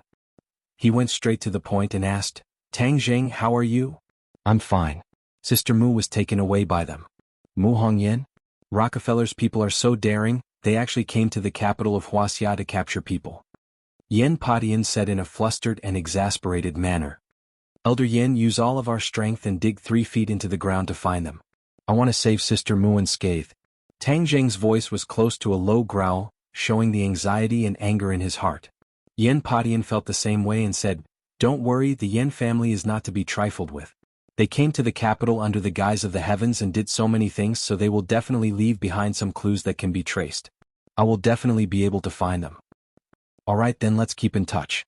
Where are you going now?" "I'm going to the police station to pick someone up and meet the captured Strigoi. The commotion this time is too big. I'm afraid that the higher-ups will appear. You have to be mentally prepared," Yen Padian reminded. Tang Jing secretly nodded his head. The older the ginger, the spicier it was. Yen Potion's judgment was very accurate and he also judged it the same way. However, when he arrived at the police station looked as if they were facing a great enemy. When he asked to see Fang Shirshir and the others, he was pointed at by more than 10 guns. He was not afraid at all. He looked at the group of policemen and said, "Find the person in charge and talk to him." As soon as he finished speaking, the sound of hurried footsteps came from behind him. Then a loud and clear voice sounded. "Put down your guns. If he really wants to make a move, your guns will be like toys. They won't be able to do anything to him." Tang Jing turned around and saw a familiar figure. "Ding Liang, why is it you?" This person was an agent of the National Security Bureau in the Atlantic Empire. After being rescued by Tang Jing, he had never seen him again. Now that the National Security Bureau no longer existed, he did not expect to see him again. Ding Liang was still chubby as he held onto Tang Jing's hand and said enthusiastically, "Tang Jing, long time no see. You're in charge of this matter?" Tang Jing asked suspiciously. "Yes, after all, I've been in the Atlantic Empire for so many years, so I'm familiar with Rockefeller's situation. This time, the chief ordered me to supervise this matter." Ding Liang said seriously. "Did you really alarm the higher-ups?" Ding Liang said seriously, "With such a big lineup today, how could it not alarm the higher-ups? Right now, rumors are spreading all over the capital, and the impact is very bad. The chief ordered us to eliminate the impact as soon as possible." "I don't care about the impact. I just want to catch the culprit," Tang Jing coldly snorted and said. Ding Liang smiled bitterly. "Of course this is also one of the goals. I want to see my friend first." No problem. The police did not stop them and watched as they walked into a large room. Fang Shishir and the others were anxiously waiting inside. Seeing Tang Zheng, they seemed to have found their backbone and came forward to greet him. Tang Zheng looked at Sinosaurus and the others and said gratefully, "Brothers, thank you for your help this time. If it wasn't for their help, Fang Shishir and Yi Dingdang would not have been able to escape the fate of being kidnapped." He never thought that teaching his roommates magic would have such a wonderful opportunity.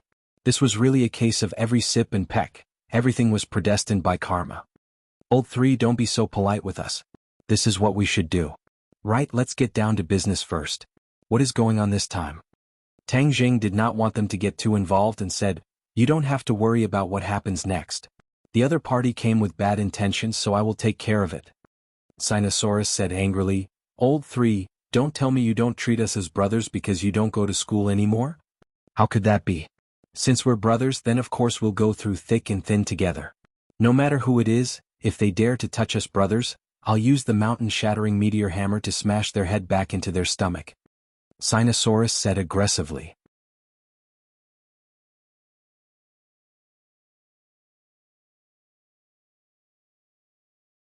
Chapter 871. Tang Jing pacified several people before asking to see the captive vampire. Ding Liang hesitated for a moment and said, "Tang Jing, this time Rockefeller came all the way here, it must be to target you, but they are making too much of a ruckus. How are you going to deal with them? A debt of blood must be paid in blood," Tang Jing said resolutely. "It's better to squash enmity than keep it alive. After all, Rockefeller is an influential family in the world," Ding Liang advised. "So what? They've racked their brains to kill me and even targeted the people around me. Do they want me to let it go?" Tang Jing snorted disdainfully as he asked in a mocking tone. "The higher-ups mean to turn big problems into small ones and small ones into nothing. If this matter escalates to an international conflict, then the losses outweigh the gains," Ding Liang advised earnestly. Tang Jing firmly shook his head. "You and I stand on different sides. I don't expect you to agree with my methods. As for compromising with Rockefeller, that's absolutely impossible. Even if it causes an international conflict, they were the ones who started it first. Can they blame me? If we blindly tolerate such ambitious people, then they'll take a mile after taking an inch." Ding Liang let out a long sigh and said, "Our country is developing, and the Atlantic Empire is the most powerful country in the world. If we cause a conflict between the two countries, then we'll be at a disadvantage." Ding. "Don't tell me that blindly compromising won't be at a disadvantage? Last time, Louis almost caused a disaster and killed tens of thousands of Huaxia citizens. Did you resist afterwards?" Tang Jing stared sharply at Ding Liang as he asked in a powerful voice. Ding Liang was speechless for a long time before saying, "This is a multifaceted consideration from the higher-ups. A country isn't like an individual. We can't let our emotions affect our decisions. We have to weigh the pros and cons. I won't point fingers at the country, but please don't point fingers at me. I have my own opinions. I only ask you one thing, will you let me see that captive?" Ding Liang lowered his head under Tang Jing's sharp gaze and said helplessly, "Fine, I'll let you see him, but you can't kill him. We still want to get more information from his mouth." "If we kill him, how do we pry open his mouth?" Tang Jing said meaningfully. Ding Liang hesitated. "Actually, we've already interrogated him. No matter what we did, he wouldn't let go. What can you do?" Tang Jing smiled coldly and did not answer. Ding Liang resentfully brought them to the place where the vampires were imprisoned. The others waited outside and only Tang Jing was allowed to enter. There wasn't a single window on the thick walls and even the door was made of thick steel. The Blood Clan had even put on shackles and handcuffs to prevent him from escaping. As soon as Tang Jing walked in, the vampire abruptly raised his head and stared at Tang Jing with a pair of deep blue eyes. "You know me?" Tang Jing asked, noticing something in the other party's eyes. The vampire hatefully said, "You are Tang Jing. Stop dreaming. You want to pry open my mouth? Keep dreaming." Tang Jing aggressively walked in front of the other party and looked down at him without saying a word. A formless pressure spread out.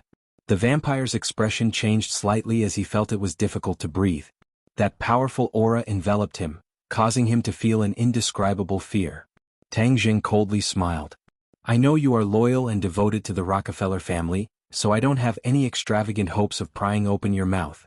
The vampire was startled, not knowing what these words meant. He thought the other party was showing weakness and couldn't help but sneer. "So you're only SOSO. Our Rockefeller family will definitely make you wish you were dead. Is that so? Then I'll make you wish you were dead first. Tang Jing reached out and grabbed the vampire's head. The vampire immediately let out a scream. What are you doing? He clearly wasn't as smart as Jian Shisan back then and didn't know that Tang Jing was using a soul-searching technique to seize the information in his mind. He struggled incessantly, his handcuffs and ankles rattling loudly. However, these were all made of special materials and he couldn't break free at all. Outside the door, everyone turned pale with fright when they saw this scene from the monitor. Ding Liang in particular cried out loudly. How could Tang Jing be so impulsive? He was just about to rush in and stop Tang Jing when he was stopped by Fang Shishir and Yi Dingdang. They had been by Tang Jing's side for a long time and knew a thing or two about his methods. Wait a moment, Tang Jing won't harm his life. Really? Ding Liang was skeptical. Of course. The two spoke in unison with great certainty. After fighting side by side, their relationship seemed to be heating up rapidly. The estrangement from before was also gradually melting away, and they actually had some kind of tacit understanding. Ding Liang's expression fluctuated, but in the end he still chose to believe Tang Jing. After going through life and death in the Atlantic Empire, he was also willing to believe Tang Jing. What are you doing? Stop. The Blood Clan member let out a heart-wrenching scream. His body twitched incessantly and his reaction was quite big. It hurts so much. My head is about to explode. What are you doing to me? Tang Jing didn't say a word. He quickly used the soul search technique, and a stream of information flowed into his brain from the Blood Clan member's brain. After a long time he finally released his hand. The Blood Clan member was already slumped weakly on the chair. His entire body was soaked as if he had been fished out of the water. But the strange thing was that he actually didn't turn into an idiot. This definitely wasn't because his cultivation was high enough to resist the side effects of the soul search technique. The Blood Clan member can automatically heal wounds. When I used the soul search technique, it injured his brain. Could it be that his brain also quickly healed after being injured so there weren't any side effects? Tang Jing felt that his guess wasn't far from the truth. He couldn't help but feel disappointed that he didn't turn the Blood Clan member into a lunatic. However, since he had fallen into the hands of the officials, he would definitely suffer more torture. On the contrary, it would be too easy for him to just kill him. Moreover, he had promised Ding Liang to spare his life. Tang Jing had already obtained the information he wanted. Although it was fragmented and incomplete, at least he knew the general plan of the Rockefeller family. They didn't attack him directly. Instead, they wanted to kidnap the people around him, then force him to submit and finally kill him. As for the people who were kidnapped, they wouldn't be merciful. They would all kill them in the end. Tang Jing gnashed his teeth in hatred. Rockefeller was as despicable and sinister as ever. Last time, he tried to sacrifice the lives of tens of thousands of people to activate the Mountain River Blood Sacrifice Array. Now, he was using the people around him to deal with him. I already know where they are hiding. I must hurry over and save Big Sister Mu as soon as possible. Tang Jing secretly made a decision. When he walked out of the interrogation room, Ding Liang hurriedly greeted him and asked, "What did you do to him?" Although he saw Tang Jing's every move clearly, he still didn't know the purpose of his actions. "I'm leaving. You can do whatever you want with him." Tang Jing didn't want to say more and directly said goodbye. Ding Liang was full of doubts, but he didn't stop him. Instead, he warned, "Our police have already sent people to search for Rockefeller's whereabouts. Soon we will rescue Miss Mu. Don't worry. Don't act recklessly. Otherwise it will cause more trouble." Tang Jing didn't comment and walked out of the police station with the others. Yi Dingdang couldn't wait to ask, "What do we do now?" Tang Jing didn't rush to answer. Instead, he said to Sinosaurus and the others, "Boss, you take old 2 and old 4 back to school for class. Didn't we say that we should face difficulties together? We won't go." The others refused. "I can really deal with the following matters. You go back to school. When this matter is over, I will come to find you. The final exam is coming soon. Don't delay your studies." Tang Jing didn't allow them to explain. No matter what the other party said, he didn't agree. The three of them could only go back to school resentfully. "What about us?" Fang Shishir asked. "I will send you home. With Fu Yao protecting you, I can save Sister Mu without worry." "No, I want to go with you." The two of them said in unison and volunteered. "Be obedient." Tang Jing's face sank and became abnormally serious. The two of them were slightly startled and didn't dare to insist. They warned, "Then be careful." After Tang Jing sent the two of them home, He rushed as fast as lightning towards the place where Mu Hongyan was locked up. They had agreed on a destination, and as long as they caught the people, they would bring them there. The destination was in the downtown area of Beijing. It was a detached villa. Tang Jing didn't know that this was a private property that Song Yu had bought in the past and was now provided to Rockefeller for use. Tang Jing quietly sneaked into the villa area. There was a small bridge, flowing water, and green trees. The environment was beautiful. From afar he locked on to the target building.